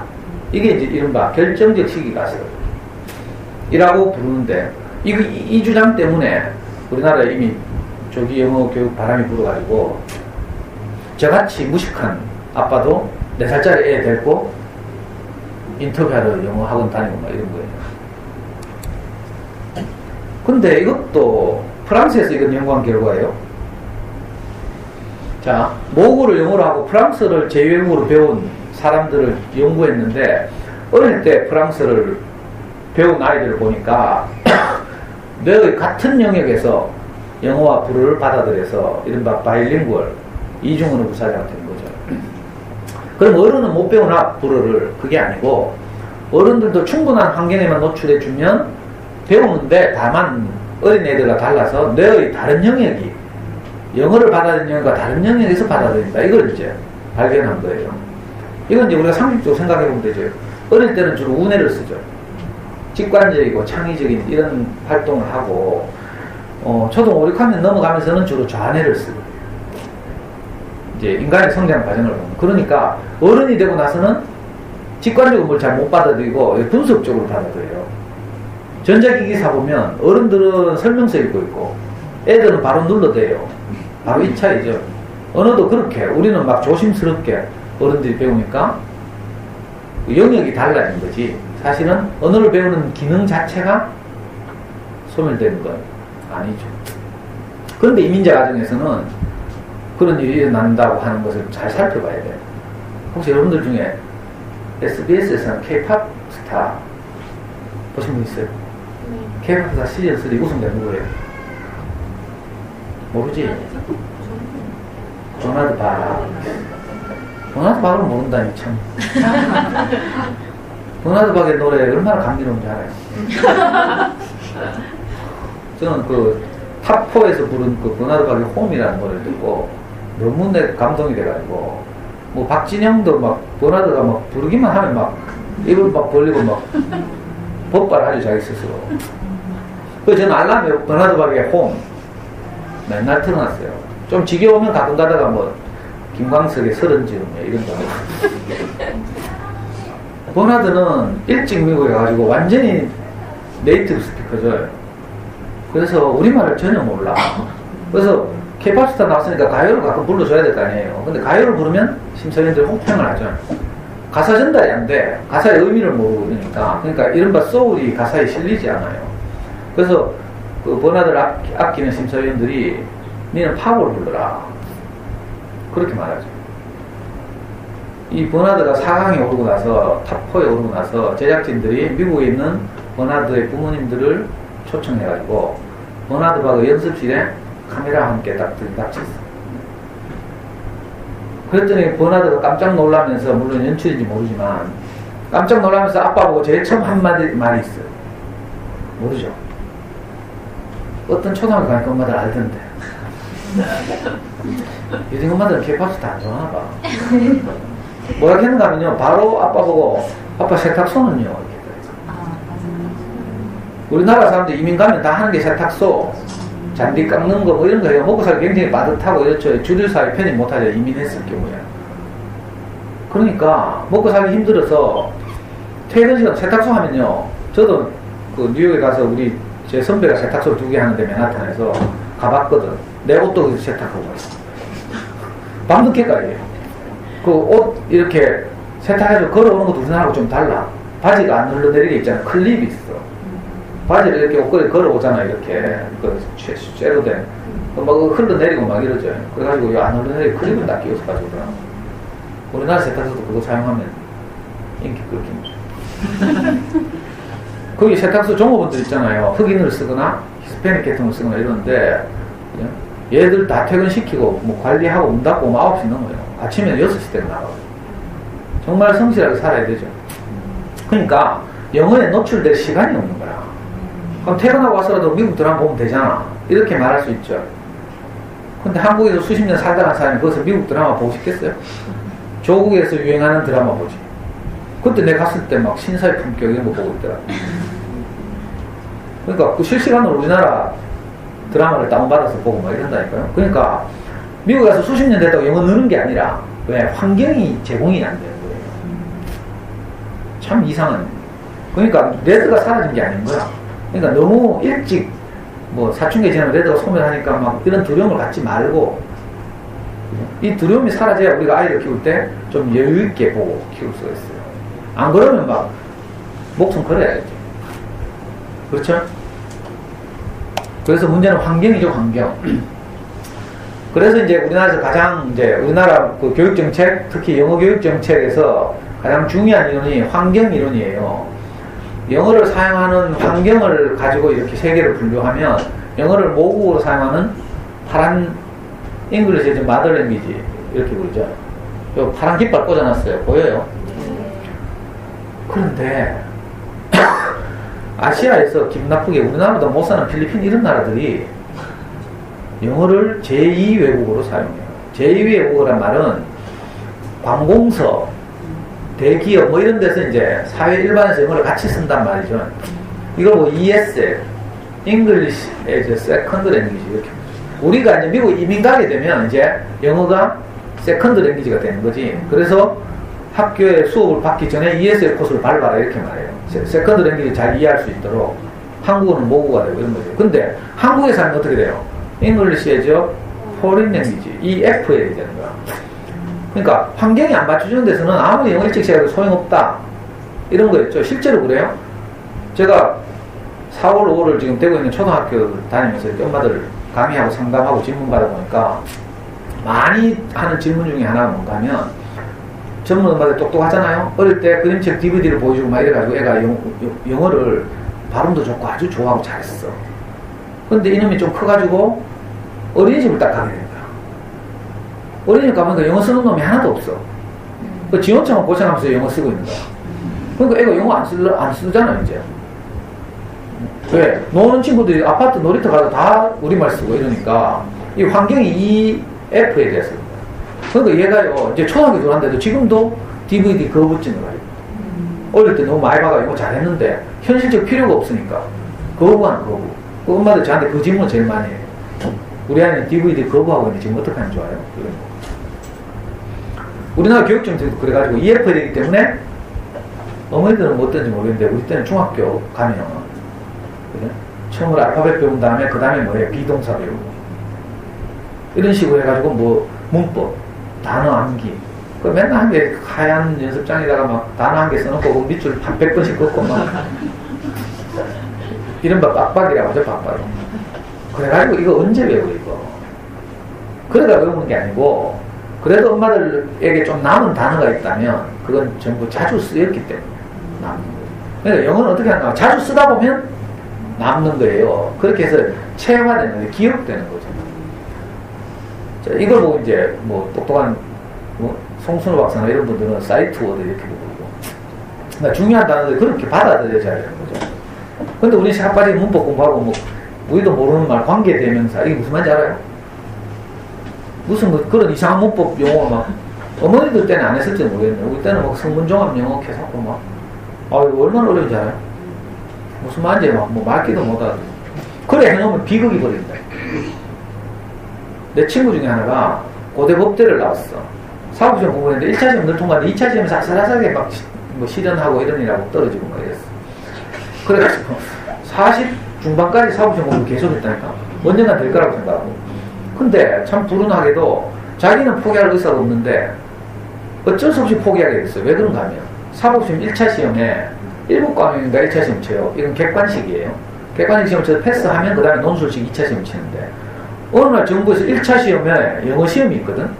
영어 시험을 그 객관식 지필 시험에서 뭘로 바꿨어요? 공인 영어 시험 점수로 대체를 따른 거야. 토익, 토플, 탭스 중에 하나를 쳐가지고 일정 점수를 받아오라는 거야. 높은 점수도 요구도 안 해요. 잠수리 같으면 초등학교 6학년이면 받을 점수라. 근데 내 친구 야는 뭘 했어요? 공부를 전부 성분종합 영어를 가지고 문법 공부 열심히 하고 이래가지고 지필고사 지금 다 맞춰. 근데 토익을 쳐야 되냐? 토익이 제일 쉬운 시험이거든요. 토익을 쳐야 되냐? 토익을 반이 듣기라. 근데 이게 듣기가 안 돼. 고대법대를 나왔네. 비극이죠, 비극. 그래가지고 공인 영어 점수를 못 받아가 1차 시험을 통과를 못해. 할 수 없이 사법시험을 포기했어. 지금 주식 투자하고 있어. 이 영어 학습 방법의 차이예요. 습득이냐 학습이냐. 이 차이가 이렇게 결정적으로 완전히 막 엉망으로 만들어요. 지금 대학생 중에 내려냈어요. 제가 다니는 교회 조카 중에 경북대학교 의학전문대학원 가려고 경북대학교 생물학과 다니는데 몇 년 동안 공부했어요. 근데 그러면 공인영어 시험 점수를 못 넣는 거라. 신기하게 성실 공부하는데 병대 정도 가서는 뭐 못하는 실력도 아니고 이런데 근데 우리 애는요 그 경북대학교 의학전문대학원에서 요구하는 점수는 중학교 2학년 3학년 때 벌써 다 나왔어요. 많은 요구를 하는 게 아니거든요. 서울대나 뭐 이런 데서 요구하는 로스쿨 있죠. 로스쿨 대학을 졸업하고 그 법률가가 되기 위해서 가는 로스쿨 거기서도 이런 1차 시험에서 이걸 요구하거든요. 공인영어 점수. 근데 굉장히 높은 점수를 요구하는 게 아니에요. 그러니까 이 모국어를 습득하듯이 영어를 습득한 사람들은 쉽게 할 수 있는 거죠. 근데 이제 옛날에 그 환경이 안 되니까 할 수 없이 우리가 막 새벽 빠지게 문법 공부하고 장문하고 막 이래가지고 이제 고생했어요. 그러니까 우리는 다 이렇게 개고생했죠. 제가 미국 갔을 때 진짜 창피한 게 많았거든. 전 영어를 하나도 못하거든요. 전 아버지가 초등학교 1학년에 돌아가셨다 했죠. 그래가지고 우리 삼형제가 중학교를 한 번 못 갔어요. 물론 저는 고등학교도 못 가고. 그러다 보니까 어떻게 해요? 기초가 하나도 없죠. 저는 검정고시를 했거든요. 근데 미국에 가려서 몇 번 갔는데 샌프란시스코 공항에서인가 비행기를 갈아타야 돼요. 토론토 가는 비행기를 갈아타야 되는데 외국 공항은 대공항 같지 않아. 굉장히 크거든. 아틀란타 공항 같은 데 가면요 짐을 찾는데 지하철을 타고 가서 찾아. 잘못하면 미안된다니까. 눈치가 빨라야 돼. 저는 영어를 하나도 못하죠. 그 샌프란시스코 공항에 내려가지고 나가가지고 버스를 타고 다른 터미널로 가서 토론토 가는 비행기를 타야 돼. 근데 딱 내려서 딱 출구를 빠져나와서 이제 터미널에 들어오니까 구멍이 많네? 뭐 비행기에서 내려서 나오는 구멍, 뭐 또 가는 구멍 뭐 비스무리하게 생겨서 잘 모르겠어요. 인천공항도 처음 가면 이 안내표만 없으면 국제선 타는 구멍 잘 못 찾는다니까. 구멍이 하도 많아가지고. 잘 보면 저기 국제선 가면서 하는 게 있죠. 그래가지고 도저히 내가 나갈 길을 못 찾겠다. 어딘지는 모르겠어. 그래서 누구한테 묻기로 했어요. 아무한테 물으면 안 친절할 것 같아가지고 그래도 저기 이제 방금 비행기에서 내린 기장하고 부기장이 남자가 3명, 4명이 막 007 가방 메고 모자 딱 쓰고 정보 입고 탁탁 걸어오더라고. 키도 뭐 크고 막 제임스 본드처럼 생겼어. 근데 용기를 내가 가로막고 미리 준비를 했죠. 좀 물어야 돼. 뭘 물어? 출구를 물어야 돼. 자, 출구란 단어를 생각해야 되죠. 출구 도어 아닌가 같고 게이트 이것도 좀 이상하고. 그 다음에 극장에서 영화 볼 때 생각이 났어. 극장 영화를 화면을 보면 저 구석에 양쪽 끝에 EXIT 하면서 있잖아. 저게 출구인갑다. 그건 내가 그러면 EXIT exit 어디냐고 물어야 되니까 지시대명사 where 여기까지 생각이 됐어. 그러니까 where is exit 해야 되는데 exit 앞에 관사를 붙여야 되는데 정관사를 붙여야 되는데 이건 모르겠어. 그러니까 이건 특정한 출구이기 때문에 관사를 붙여야 될 것 같아요. 관사를 붙이면 또 EXIT 앞이니까 D라고 발음해야 되잖아. 근데 이 붙여야 되는데 뭐 아무식이 모르겠는 거야. 이 장문하고 있는 거예요. 이게 재래식 용어. 재래식 용어죠. 그래가지고 하여튼 내대로 문장을 완성했어. Where is D는 좀 안 들리게 살짝 하자. 붙어야 될지 안 붙어야 될지 모르니까. 그래가지고 그 사람 딱 오는데 딱 맞고 섰어요. 진짜 이거 싫어요, 싫어. 맞고 서가지고 내가 물었어요. 용기 있게. Where is X? 하면서 D는 잘 안 들리게. 그러면 얘들이 친절하게 가르쳐 주자고. 근데 내가 말하자마자 이 사람들이 뭐라 하는가 하면 아이고 씨. 그냥 가르치면 되겠는데 뭘 또 물어. 묻는데 무슨 말인지 모르잖아요. 할 수 없이 내가 다시 한번 내 입장에서는 이제 내 말을 해야 되니까 그건 무시하고 다시 Where is X? please? 하니까 또 뭘? 할 수 없이 그냥 가던 길 가시라. 가던 길 보내고 차라리 눈치를 찍었어요. 딱 보니까 비행기에서 내려서 다른 구멍에서 나온 사람들이 제일 많이 빠져나가는 구멍인데 거기 딱 나오니까 버스가 기다리더라고. 그러니까 눈치. 우리가 재래식 영어 배우면 다 이런 꼴로 한다. 영어도요, 애들 학원이나 학습지 잘못하면 다 이런 꼴로 해요. 시간만 많으면 충분히 말씀드리는데 우리 아이도 초등학교 5학년 때까지 뭐 열심히 했어요. 근데 우리 아이 초등학교 다니는 초등학교에 놀러오는 외국인 꼬마들이 있어. 미군 부대 바로 옆에 있거든, 우리 집에. 그러면 애들이 말이 안 통하니까 맨날 머리 뿌고 싸우고 울고 가고 뭐 있잖아. 외국인 꼬마가 쪽수가 밀리니까 맨날 울고 가고 이랬다니까. 그게 이건 아니다 싶은데 나중에 어떻게 되는지 알아요? 내가 잠수여행 학습법을 하고 나서 우리 애가 외국인하고 말을 하잖아. 그냥 같이 모래장난하면서 막 논다. 기적 같은 일이 일어나요. 그게 길이 두 가지라는 거라 습득과 학습의 길이에요. 우리 애들은 어떻게 하든지 영어 환경을 만들어줘서 대구시 교육청 가면, 대구 이마트 가면 교육청에서 나오는 교재도 프린트해 주는데 이건 뭐 아무것도 없네. 그죠? 돈도 교육청에서 주고요. 영어는 이마트에서 직접 준다고 지금 온갖 절감하는가 봐. 프린트도 없고. 그러니까 이거 재래식 학습하면 단어 체력 빠지기 외우고 뭐 문법 공부하고 뭐 요즘 좀 학습지들이 진화되고 뭐 이래가지고 학원도 그렇고 좀 괜찮게 한다고 하죠. 뭐 우리도 뭐 하긴 하는데 다 좀 네, 또 뭐 하고 있을까 싶어 겁이 나서 말을 합니다. 그게 아니고 뭘 하든지 상관없이 자, 요 하얀 그래프는요 학습이라도 성실히 하면 실력이 조금씩 향상된다는 그래프예요. 그렇겠죠? 아까 5%. 근데 문제는 이거 하다 보면요 변수가 너무 많아. 어떤 동네 공부방을 보내가지고 공부방 선생님이 참 자상하고 이래가지고 우리 아이가 호흡이 잘 맞고 열심히 했어. 실력이 막 오르는 것 같아. 근데 이놈의 옆에 내가 공부방 하다가 너무 잘 돼가지고 딴 데로 이사 간다네. 대구 수성구로 진출하겠대. 그럼 우리는 낙동강 오래 해야 되죠. 그러면 또 맞는데 찾다가 몇 달 고성 세워야 돼요. 자, 그러면 이 노란 점선 보여요? 영어라는 건 언어이기 때문에 하다가 중단하면 성적이 실력이 확 떨어지죠. 또 예를 들면 마발론 보냈다고 쳐요. 유명한 외국인 강사가 와가지고 아이들하고 잘 놀았어. 근데 이 아가씨가 오늘 시집 간다고 조국으로 돌아갔고, 그럼 우리가 또 이상해지죠. 어디 또 다음 선생님 찾아야 되고, 또 어떤 학원 원어민은 마약 사범으로 구속돼서 신문에 갔어. 마약 밀반입으로 잡히기도 하고 이런 놈도 많죠.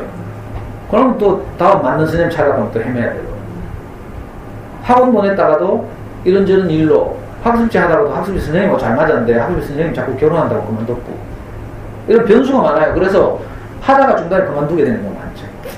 또 명절 때 엄마들이 시댁 갔다 와가지고 시댁에서 좀 상처를 좀 받고 왔어요.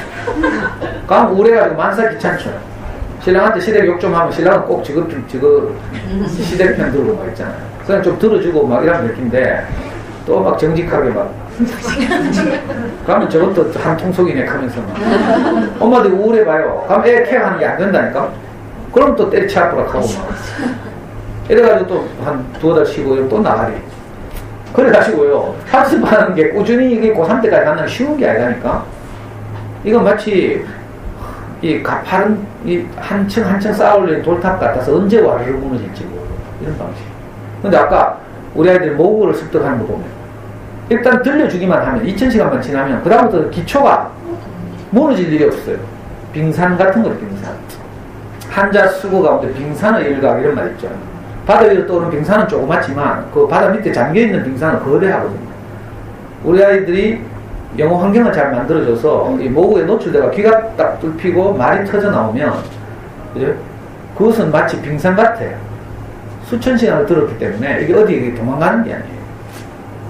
그러니까 이런 방식으로 습득하는 길을 가야 안심하고 불안하지 않죠. 회의를 안 해도 돼요. 저는 우리 아이 옛날에 초등학교 5학년 때부터 중학교 2학년 때까지 비디오를 딱 잠수에서 하라는데요. 요즘 말하면 DVD죠. 그걸 3년 반 4년 딱 보여주고 나니까 영어 걱정이 그때 끝났잖아요.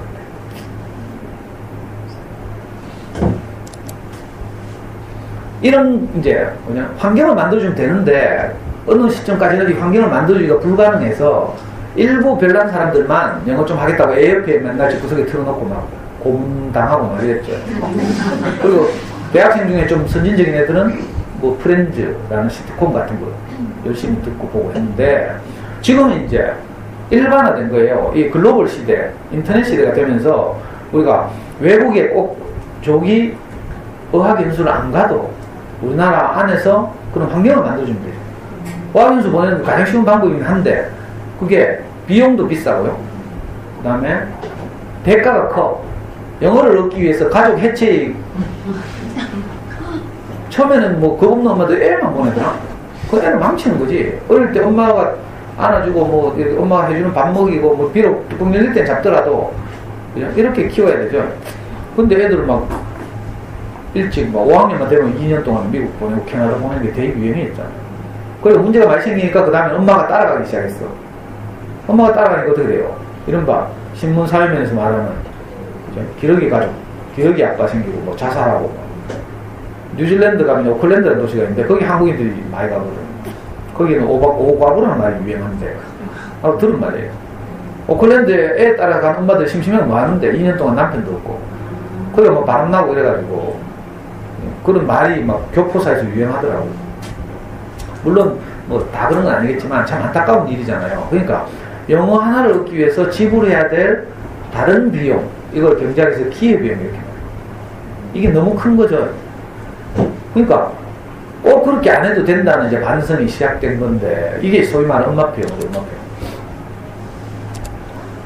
엄마표현 원조가 누군가 하면 그 전에 개인적으로 뭐 상사주전으로 나갔다거나 외교관 나갔다거나 이런 분들이 들어올 때 아이들이 그 나라 학교 다니면서 영어를 좀 배워오잖아요.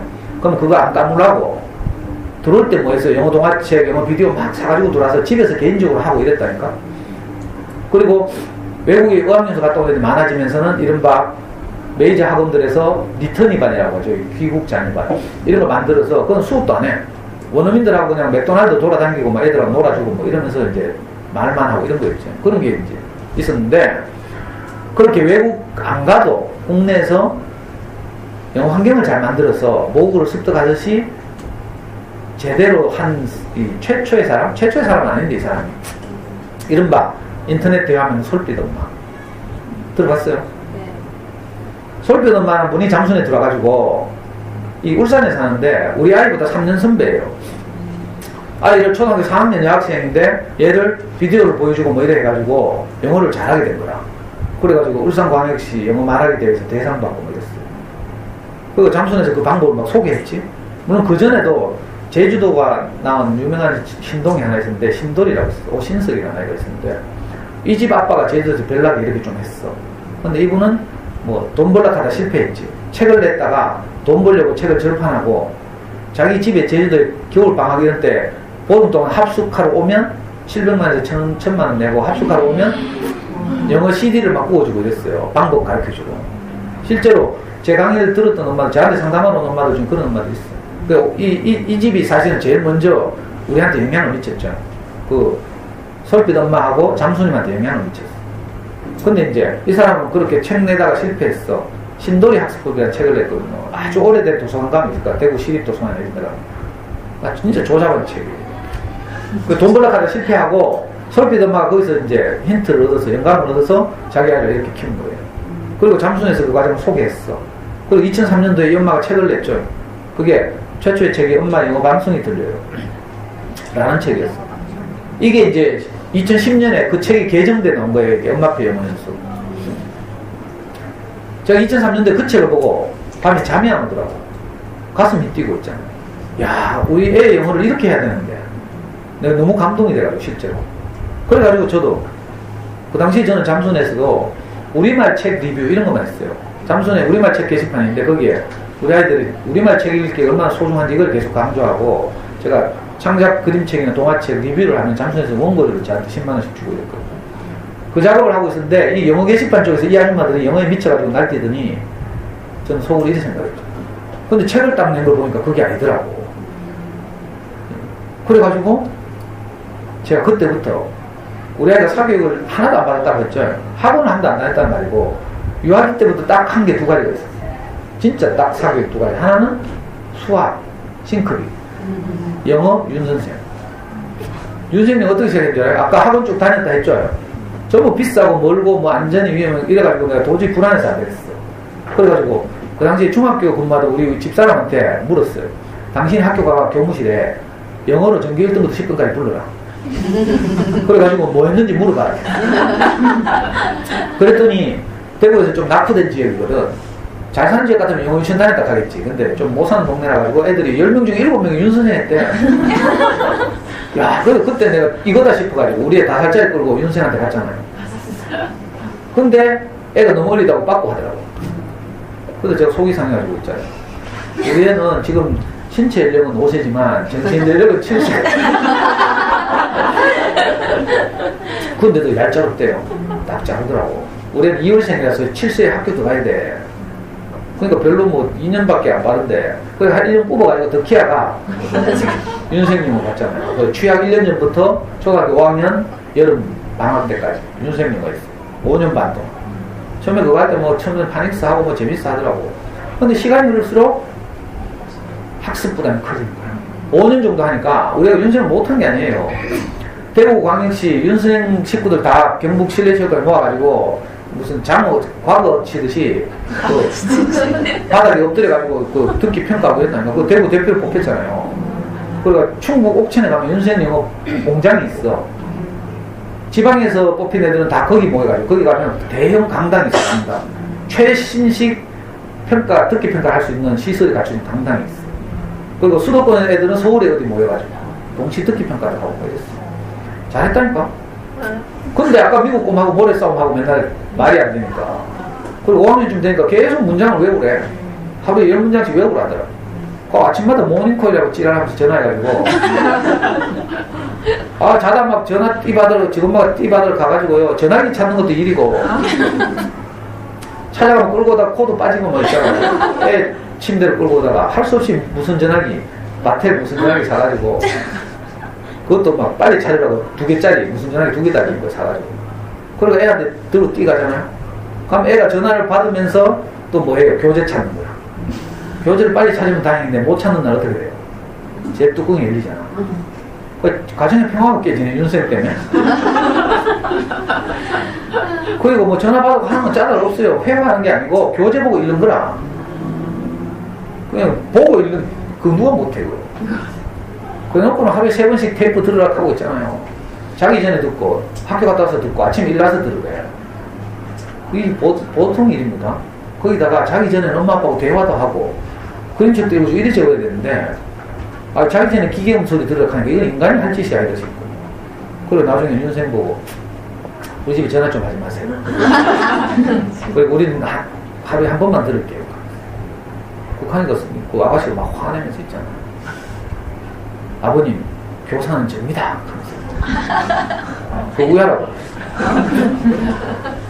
그런 한계를 경험하던 차에 설득의 책이 나왔어요.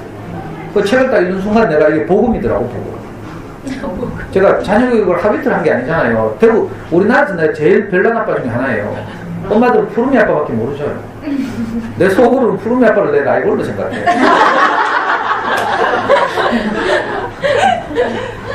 내가 제일 기분 나쁜 말이 대구의 푸르미 아빠다 이 말이야.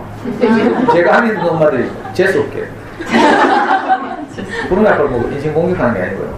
너무 전집을 너무 많이 선전하고 그래가 나중에 뭐 무슨 부흥 강사처럼 막 쇳소리 해가면서 막 웅진교원 전국을 돌아다니면서 막 그래가지고 너무 속상하더라고요. 푸르미가 우리 애하고 동갑이에요. 푸르미 이렇게 영재를 키웠다는 책을 처음 냈는데 그게 중학교 3학년 때야. 지금 일본에 음악 공부하러 가 있다 하대요. 지금도 푸르미 요즘도 유튜브에서 제 강의를 들은 엄마들이 푸르미 아빠 버리고 저한테 온 사람들이 많이 있어요. 그러니까 그 사람들이 소식을 전해주대. 그래가지고 내가 아는 거지. 안 가면 어떻게 알겠어. 뭐 하다 여기까지 왔나. 그래. 이 설백 엄마가 쓴 이 엄마 영어 방송에 들어 이 책이 내가 딱 읽어보니까 이거 금방 알겠어. 내가 아무것도 안 해보고 해서 모르지만 정말 별나게 어떻게 하든지 우리 아이들 내가 겪었던 아쉬움을 겪지 않게 하고 싶잖아요. 그래서 온갖 뭐 이렇게 연구를 하던 차에 이 책이 딱 나와 딱 보니까 이게 너무 쉬운 거라. 처음에 비디오 보여주면 된다는데. 물론 그게 다는 아니지만 일단 단순하잖아요. 그래가지고 내가 따라 했잖아. 따라. 윤생영 바로 끊고 윤생영 5년 반 하면서 우리 집 거실에 책장 몇 개 윤생 교재가 확 차있고 내가 이거 정말 자랑스럽게 생각했어요. 이것들만 막 보여주고 막. 근데 내가 이 책을 딱 읽고 나서 딱 윤생영 교재를 보니까 이게 쓰레기더만 쓰레기. 재활용이 하나도 안 돼.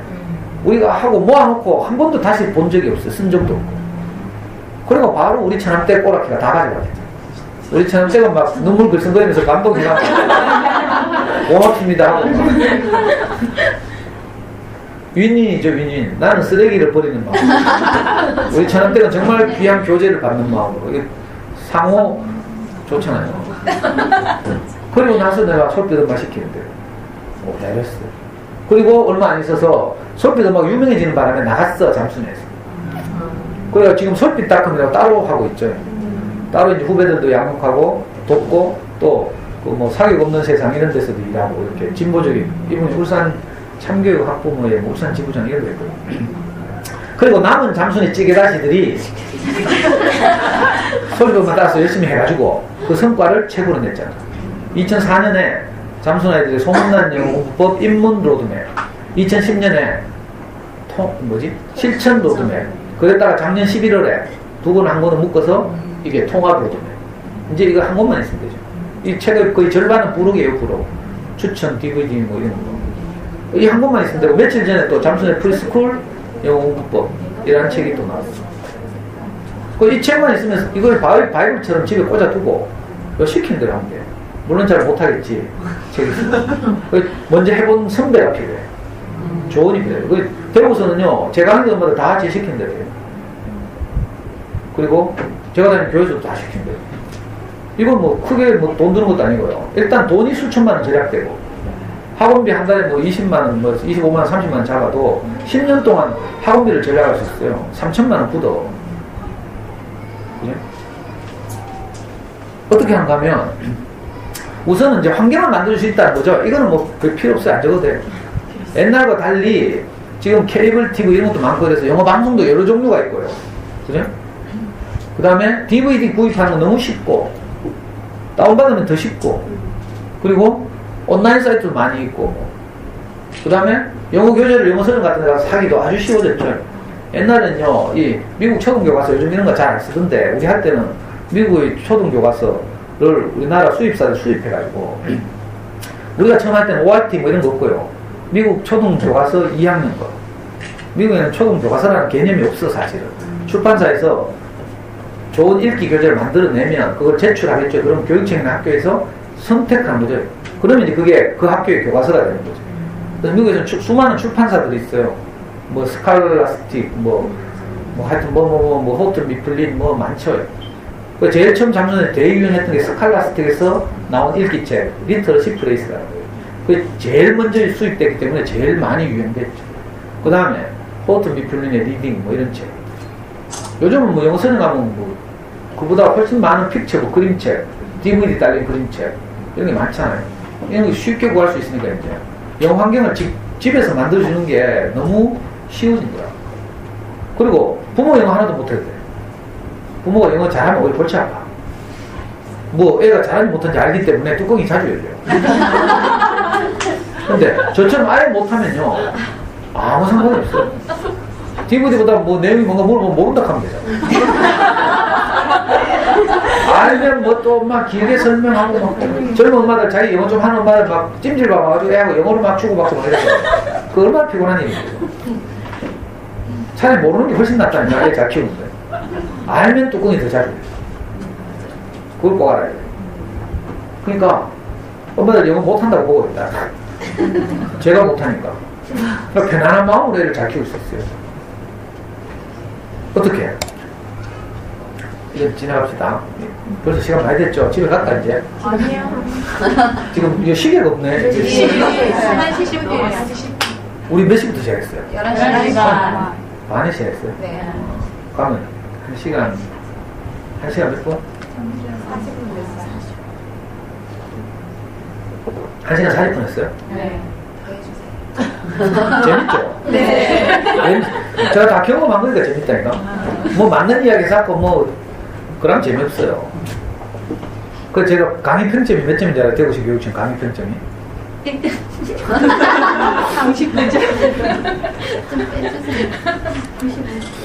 자, 예, 설표점만 지나가고 그냥 잠수내로 합시다. 책의 원리는 똑같아요. 근데 이제 이게 이제 일반적인 원리니까. 잠수내 가서 로드맵을 전 과정을 이렇게 한 표로 딱 나타낸 책 한 권을 딱 압축해서 제가 표로 만드는데 첫 1년은 적응 과정이라고 불러요. 그 다음 1년은 발전 과정. 그 다음 1년은 심화 과정. 그 다음 1년은 고수 과정. 보통 심화 과정 정도 하면 수능 영어는 끝나는 수준이 있어요. 그러니까 요 처음 한 2년 정도만 제대로 하면 영어는 이제 자신감이 생겨서 그 다음부터 엄마들 안에도 길이 보여요. 그러니까 처음에 이 모든 길을 다 하려고 할 필요 없어요. 너무 말하면 복잡하고 머리 터져. 제가 알고 있는 걸 다 말하면요 엄마는 머리 터진다니까. 그러니까 우선 여기에 주목하는 거라. 첫 1년 적응 과정. 요걸 어떻게 하는가. 여기 제대로 정착하면 그 다음부터는 순풍에 돋단듯하고. 자, 처음 적응 과정 시작하는데 뭐 모든 과정에서 그렇지만 잠수에서 아주 간단해. 복잡한 거 하지만 아주 간단해. 원래 그 복잡한 걸 간단하게 말하는 게 능력이거든요. 알아요? 잠수에 그 게시판 수백 개 있거든요. 거기 뭐 5만 막 책 소개하고 이러거든. 거기 뭐 서울대에 나온 아줌마가 있어요. 잠수에서 가장 영향력 있는 영어 필자. 고운맘이라는 대학원을 썼는데 이 아줌마 서울대에 나왔어요. 가족 사진 찍어 올리는데 보면 무슨 국무총리 집안 같아. 옛날 정승 집안 같다니까. 우리하고 달라. 우리는 뭐 슬럼가에서 자라가지고 있잖아요. 그런 분들이 막 얼마나 연구를 많이 해가 막 그런 정보를 주고 막 이러거든요. 그거 막 엄마들 처음에 잠수에 돈 주고 들어가면 무슨 말인지 하나도 몰라. 네. 그러니까 안 들어가는 게 좋다니까. 들어가가지고 거기 적응하려면요 거짓말 아니고 몇 달 동안을 밤잠 안 자고 눈 뻘게 가면서 서핑을 계속 해야 한 5달쯤 지나면 조금 흐름이 잡혀요. 어떤 동네에서 정말 자녀에게 한 칸 하는 어떤 엄마가 있어. 잠수에 딱 들어줘요. 처음에는 한 2달 동안 열심히 글을 써요. 좀 안다고. 나중에 한 2달 글 쓰고 나면 이제 미천 다 떨어지죠. 그러고 나서 잠수에 눈에 보이기 시작한다. 거기 수많은 고수들이 이미 그 과정을 거쳐서 밑바닥에 잠수하고 있는 거야. 아는 사람들 다 알아요. 대화면 딱 되면 누가 최고인지 이런 거 다 안다니까. 저는 잠수의 명명하는 고수들 출신 학교 이런 거 다 알아요. 같이 밥 먹고 이런 사람도 많고 우리 집에 상담하러 온 사람도 많고요. 그래 하여튼 요약하면 이 두꺼운 책을 요약하면 이거예요. 일단 이 개념을 알아야 돼요. 잠수의 영어 3종 세트라고 그 책에서 말해요. 잠수의 영어 3종 세트. 이게 뭔가 하면 흘려듣기, 집중 듣기, 그 다음에 책 읽기. 요 세 가지예요. 간단해요. 요 세 가지를 가지고 시간 한 배를 달리하면서 4년 동안 하는 거죠. 그 첫 1년은 뭘 하는가 하면 우선 흘려듣기. 흘려듣기 뭔가 하면요. 우리 애기가 처음 태어나서 누워있으면서 우리말을 계속 지나다닌 것처럼 영어 소리가 우리 아이들의 귀를 흘려 지나가게 하는 거죠. 이걸 뭐 흘려듣기라고 해요. 자, 공부하는 게 아니에요. 소리가 일단 지나다니는 거야. 그래서 방송도 좋고 오디오도 좋은데 가장 추천하는 건 뭐겠어요? DVD죠. 왜? 모르는 말을 들어야 되니까 내용이 도움을 주면 애들이 좋아하기도 하고 어떤 경우에는 열심히 보기도 하니까. 요즘 겨울왕국이 딱 개봉되고 나서 우리나라 아이들 영어 수준이 확 올라가요. 왜? 다 좋아하니까.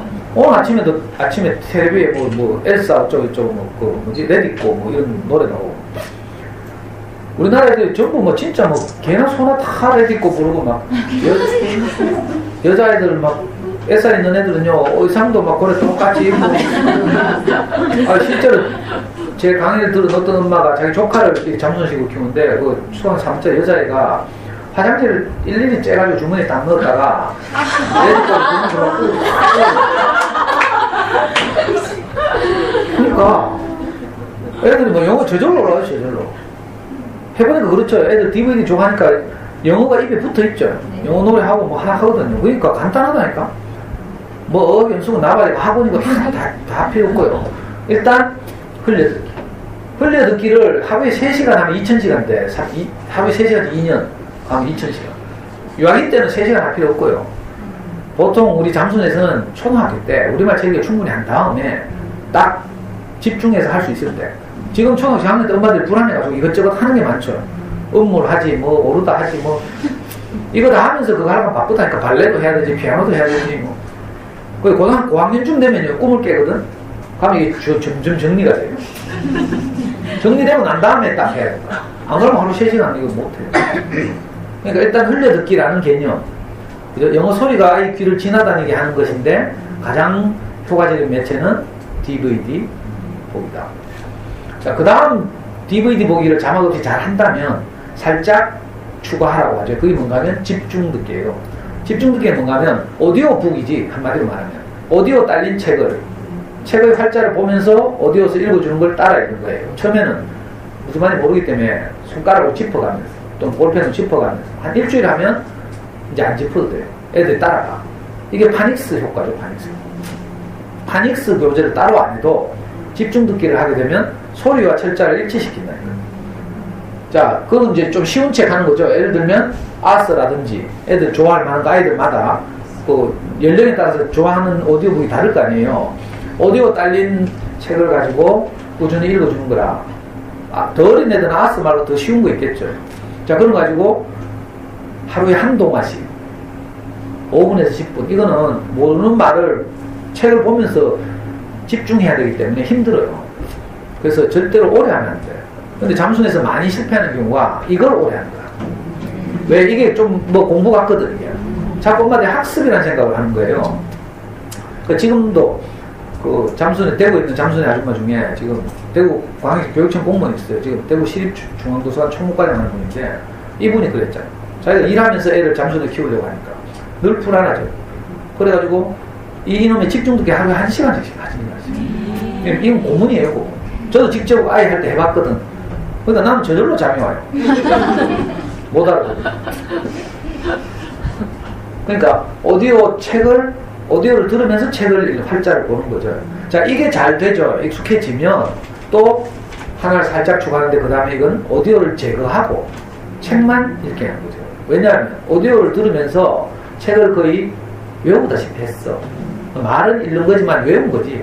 그렇지만 이걸 하게 되면 자신감이 생겨서 시간이 좀 지나면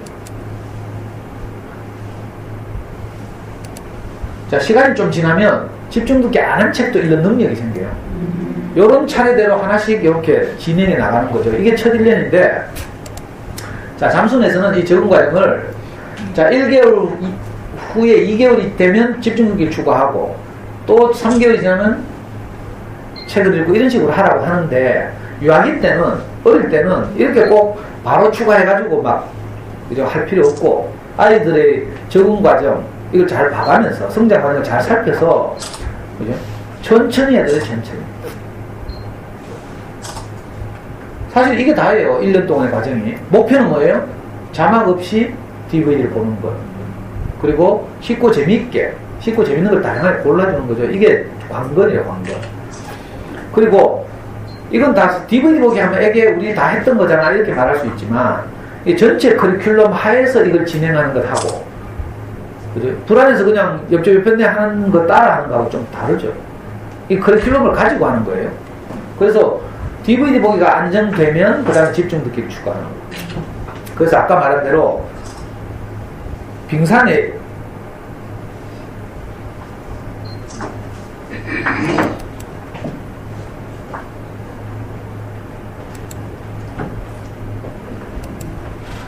아까 말한 것처럼 이렇게 하면 이게 빙산처럼 있잖아요. 기초가 흘려듣기죠. 흘려듣기가 충분히 되는 거죠. 적응 과정에서 흘려듣죠. 그 다음 과정에서 흘려듣죠. 이러면 2년 정도 지나면 2000시간이 지나니까 더 이상 영어 실력이 줄어들 생각을 못해. 왜? 이렇게 기초가 튼튼하니까. 그래서 나중에는 말이 터져 나오죠. 기적적인 일이 일어나요. 해보면 영어가 늘 입에 붙어 다녀요. 겨울왕국 보면 그렇지만 겨울왕국 이전에도 좋아하는 이 DVD를 다양하게 보잖아요. 보다 보면 영어가 막 입에 붙어 다니고 어떤 아이들은 영어 책 읽고 싶다는 말도 하고 우리 아이는 오늘 영어 일기를 쓰겠다고 지가 돈이 필요하니까 영어 일기 한 편 쓸 때 2,000원씩 달라고 내한테 딜을 따고 내가 얼마나 속으로 기쁘겠어요. 내 속으로는 2,000원에 2만원도 주겠다. 그 2,000원 가니까 하라 했지. 한 달 딱 하라고. 한 달 하고 안 한대. 지 돈을 하고 돈을. 근데요, 그때 우리가 초등 6학년 때인데 아직 쓰기를 할 때가 아니에요. 아직 적응 과정, 뭐 발전 과정 이 정도였기 때문에 일기를 쓰는 거 스펠이 다 틀려. 윤생을 해가지고 그나마 스펠 좀 쓰긴 하지만 다 틀려요. 근데 일기를 보면 살아있어. 우리처럼 뭐 액시 생각하고 관계 대명사 생각하고 막 이래가지고 장문하는 게 아니라 무슨 말인지 알겠어요? 외국 그림책에 나오는 그대로 또는 외국 DVD에 나오는 아이들이 말하듯이 그게 살아있는 말을 한다니까. 그걸 일기를 그대로 쓰는 거예요. 진짜 깜짝 놀랐어요. 그러니까 환경을 이렇게 조성해주고 책해주고 짝짝짝 해나가면 엄마들도 점점 안목이 늘고 이제 처음에는 비디오 골라주기도 다른 거죠. 학년에 따라 다 다른데 자, 이게 적응 과정 1년을 한 표로 나타낸 거죠. 잠순에 책 사면 다 있어요. 그러니까 뭐 찍고 이런 거 안 해도 돼. 어? 아니, 책은 기본적으로 가지고 있어야지. 이렇게 하든 안 하든. 그리고 어떤 학습지를 하든지 학원을 다니든지 사실은 DVD 보기로 해요. 영어에 노출시켜서 2000시간을 일단 돌파하고 그 다음 딴짓을 해도 해야지. 이거 안 하고 학원, 이거 안 하고 학습 재발에 불안하기만 하고 똑같아요. 그러니까 이게 제대로 되면 또 다른 짓 할 필요도 없고. 처음에는 너무 막 맨땅에 헤딩 안 갔죠? 하면서 느는 거라. 저는 뭐 이 많은 것들을 뭐 처음부터 다 알았겠어요. 애하고 부딪히고 맨땅에 헤딩하고 이러면서 하나씩 알아가는 거죠. 심지어는 비디오를 사야 되죠, 비디오. 그래요? 아니, 우리 때는 비디오가 있어요. 그래가지고 어디 비디오 가게가 문 닫는다 이런 글이 잠순에 딱 떠요. 가면 막 선착순으로 그 뛰어간다니까? 그러면 폐업 비디오 가게 가면 하나에 1,000원씩에 팔아. 그럼 거기서 이제 가족용 비디오, 동물이 주인공인 거, 아니면 나홀로 집에 이런 거, 아니면 그 디즈니 애니메이션들 이런 걸 막 샀잖아요. 그래서 사람이 막 들어주는데 문제는 이게 비디오 가게에서 팔던 거라서 다 한글 자막이 있어. 자막 있으면 안 되거든요, 이거. 그래가지고 처음에는 우리 순진아 해가지고 저는 켄트지 무방거 사와가지고 잘라가 테레비 그때 10cm 요만한 데다가 밑에 자막 나오는 캔트지 붙이고 화면에 반이 가리잖아. 그럼 애가 그거 볼라 하겠어요? 근데 잠수는 어떤 천재적인 엄마가 방법을 가르쳐주죠. 그래서 티슈를 한 장 딱 뽑으래. 그래서 티슈 딱 뽑으면 딱 요 크기예요, 그게. 티슈 딱 반으로 딱 접혀있죠. 그거 10몇 인치 테레비 위에 딱 얹어가지고 자막 나온 데 딱 얹어가지고 물 뿌리기를 물을 딱 뿌려. 반은 딱 접착돼 있고 글자는 안 보여. 근데 화면은 반투명해서 보여요. 이 놀라운 발견. 그래가지고 막 했잖아요. 근데 이것도 엄마 시장 가면 애들 자막 띄고 보고 엄마 올 때 좀 묻고 그러면 이거 자막 보면 안 되거든. 영어 자막도 안 돼요. 영어 자막도 듣기를 해야 되기 때문에 자막을 이렇게 띄우게 되면 거의 집중하기 때문에 간섭 현상이 나서 소리가 뇌에 안 들어가죠. 자, 그래가지고 그 다음에 어떻게 하는 줄 알아요? 자막 없는 비디오를 구해야 되잖아. 근데 내가 자막 없는 비디오를 어디서 구하면 영어도 못하는. 잠수에서 똑똑한 엄마들이, 요즘 말로 하면 파워블로그 같은 엄마들이 미국의 아마존 또는 타워레코드닷컴 이런 데 가면 중고 비디오를 팔아요. 새 비디오도 팔지만 좀 저렴하게 그 주문하는 뭐 1번 어디 클릭, 2번 어디 클릭 쫙 써놨더라고. 그것도 프린트가 막 옆에 모니터에 두고 보면서 타워레코드닷컴 들어가가지고요. 난 혹시 불안해서 돈 띄기까 싶어. 절대로 10만원 이상 주문 안 하고 10만원 정도 주문한 비디오 5개, 6개 중고라서. 그러면요, 그 타워레코드닷컴에서 배에 실어가지고 우리 집에 도착하는데 한 달을 걸려. 하면 한 달 만에 막 가슴 두근거리면서 막 우리 사랑하는 아이가 볼 재밌는 비디오다 하면서 있잖아요. 포장 뜯어서 딱 보면 5개 중에 1개는 엉뚱한 거 주고. 그럼 어떻게 해야 돼요? 이메일로 항의해야 되냐? 이메일 쓰는 것도 힘든데 그걸 영어로 써야 돼요. 그러니까 차라리 돈 띄고 말지. 저는 그렇게 했어요. 그러다가 나중에 안 돼가지고 이제 우리 캐나다나 미국의 교포들이 운영하는 비디오 판매 사이트 이런 거 찾아가지고 그냥 그 후 몇 년간 제가 그 나이스키즈 무비닷컴이라고 옛날에 있었는데 요즘은 DVD 팔아먹어요. 그 제 강의 있는 놈마다 전부 거기서 비디오 샀어. 내가 그 집 큰 돈 벌게 해줬지. 그 한국에서 못 가는 비디오도 막 거기 부탁이라고 구해오고. 우리 아이가 할 때는 처음에는 이제 다양한 비디오를 많이 보겠죠. 우리 아이는 고학년이어서 비교적 이미 애니메이션들은 우리말로 다 대부분 본 것들이에요. 지금 이제 이 젊은 엄마들은 애기들 애니메이션 이런 게 많아서 진짜 볼 게 무궁무진하고 외국 방송에서 나오는 드라마도 많고 이러니까 진짜 좋은 조건이에요. 우리 아이 할 때는 처음에 디즈니 애니메이션 뭐 이런 것 중에서 그 당시까지 안 본 것, 개봉이 안 된 것들, 뭐 니모를 찾아서, 뭐 뮬란, 토이스토리 1, 2, 3, 4까지 있거든요. 이런 것들. 그리고 일본의 유명한 그 애니메이션 작가 미야자키 하야오 감독의 마이 네이버 토토로, 마네베다부 키키, 원령의 뭐 원령공주, 천공의 성당이다, 뭐 그 일본 애니메이션들, 일본어로 더빙된 거 말고 영어로 더빙된 거 그런 거 이제 하고. 그리고 저러고 하면서 이제 비디오를 한 120편 정도 봤어요. 초등 5학년 때부터 중학교 2학년 때까지 120편 정도 중에서 하다 보면 적응 과정에서 이제 적응 과정 다음 발전 과정이죠. 발전 과정에 가면 요까지는 이제 진도는 나오는데 발전 과정에서 목표는 뭔가면요. 몰입해서 반복할 수 있는 아이에게 맞는 DVD를 골라줘야 돼요.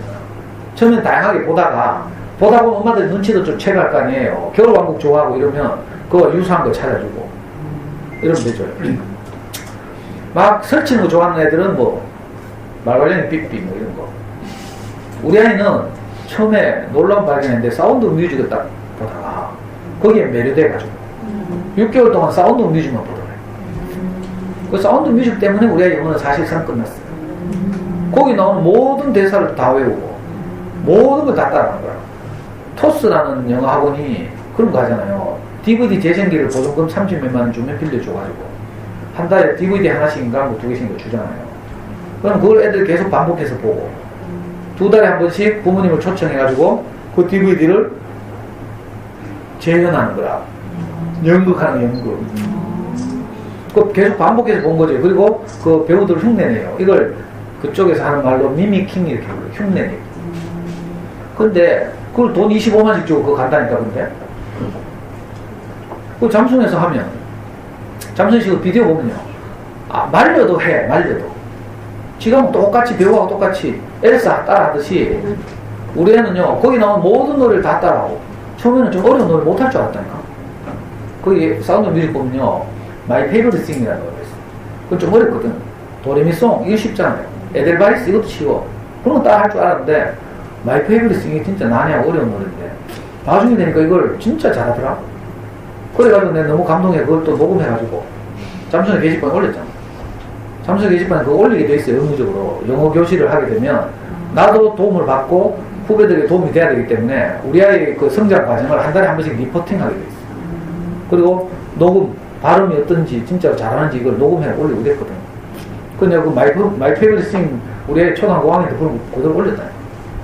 그래가 막 또 따라하는 꼬마들이 막 다운받아 듣고 막 명희 오빠 진짜 잘한다. 나도 명희 오빠처럼 하고 싶다. 이러면서 이제 같이 성장하는 거죠.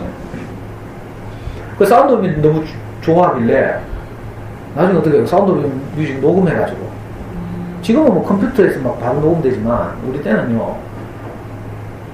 텔레비에 사운드 뮤직 비디오 꽂아놓고 정말 잘했어요. 전축 뒤에 노란선 빨간 단자 뽑아가 전축하고 연결해가 전축에다가 공테이프 꽂아가 이래 녹음해. 진짜 그 난이도 높다니까. 그것도 막 또 똑똑한 엄마들이 잠수에서 다 가르치죠. 그래 그대로 따라한 거죠. 그래가지고 녹음 떠가지고 어떻게 해요? 차 타고 다니면서 주말에 여행 다니거나 체험학습 다니거나 하면서 늘 듣고 있잖아요. 그걸 6개월 했다니까. 그러니까 하루 3시간 한다는 게 좀 크고 나면 이제 간단해요. 하루 영화 한 편 보는 거야. 그럼 러닝타임 1시간 30분. 겨울왕국 같은 2시간이죠. 나머지는 어떻게 채우냐? 방금 말한 녹음 떠가지고 그걸 뭐 밥 먹을 때 듣는다든지. 잠순의 어떤 또 창의적인 엄마가 화장실에다가 그 테이프 재생기 있잖아요. 마이마이니 워크맨 이런 걸 집에 굴러다니는 거 갖다 놓고 전파 아저씨 불러. 전파 아저씨 딱 불러서 10,000원을 주면 좀 비싸게 보면 20,000원 부르겠지. 화장실 스위치 선을 따가지고 그거하고 딱 연결해놔요. 그러니까 화장실 들어갈 때마다 영어 소리가 집구석에서 화장실에서 들어가. 그러니까 하루 3시간 한다는 게 그렇게 부담되는 게 아니에요. 화장실만 3번 가도 30분이야. 밥 먹을 때는 뭐. 그러니까 막 그것도 흘려듣기인데 집중 듣기처럼 공부하는 게 아니라 흘려듣기가 3시간이기 때문에 막상 보면 별거 아니에요. 하루 비디오, DVD 한 편 보면 거의 뭐 3시간, 2시간 반, 3시간 가는 거예요. 그리고 좀 더 잘해서 잘하면 어떻게 다음 번 1년 지나면 DVD 보기를 이틀에 한 번은 줄이고 책 읽기를 증가시키고 이렇게. 요 3가지거든요. 해마다 하는 건 똑같아요. 흘려듣기, 집중 듣기, 책 읽기인데 이 비중 안배를 달리 한 거예요. 처음에는 흘려듣기. 처음 2년은 흘려듣기가 제일 중요하고 귀가 뚫히고 말이 막 나오면 그 다음부터는 흘려듣기를 줄이는 거지. 하루에 한 편 보는 것을 하루에 반 편씩 보든지 아니면 이틀에 한 편씩 보든지 또 좀 더 지나면 주말에만 보든지 이렇게 하는 거예요. 처음에는 그렇지 않지만 그러니까 그 다음 갈수록 쉬워지죠.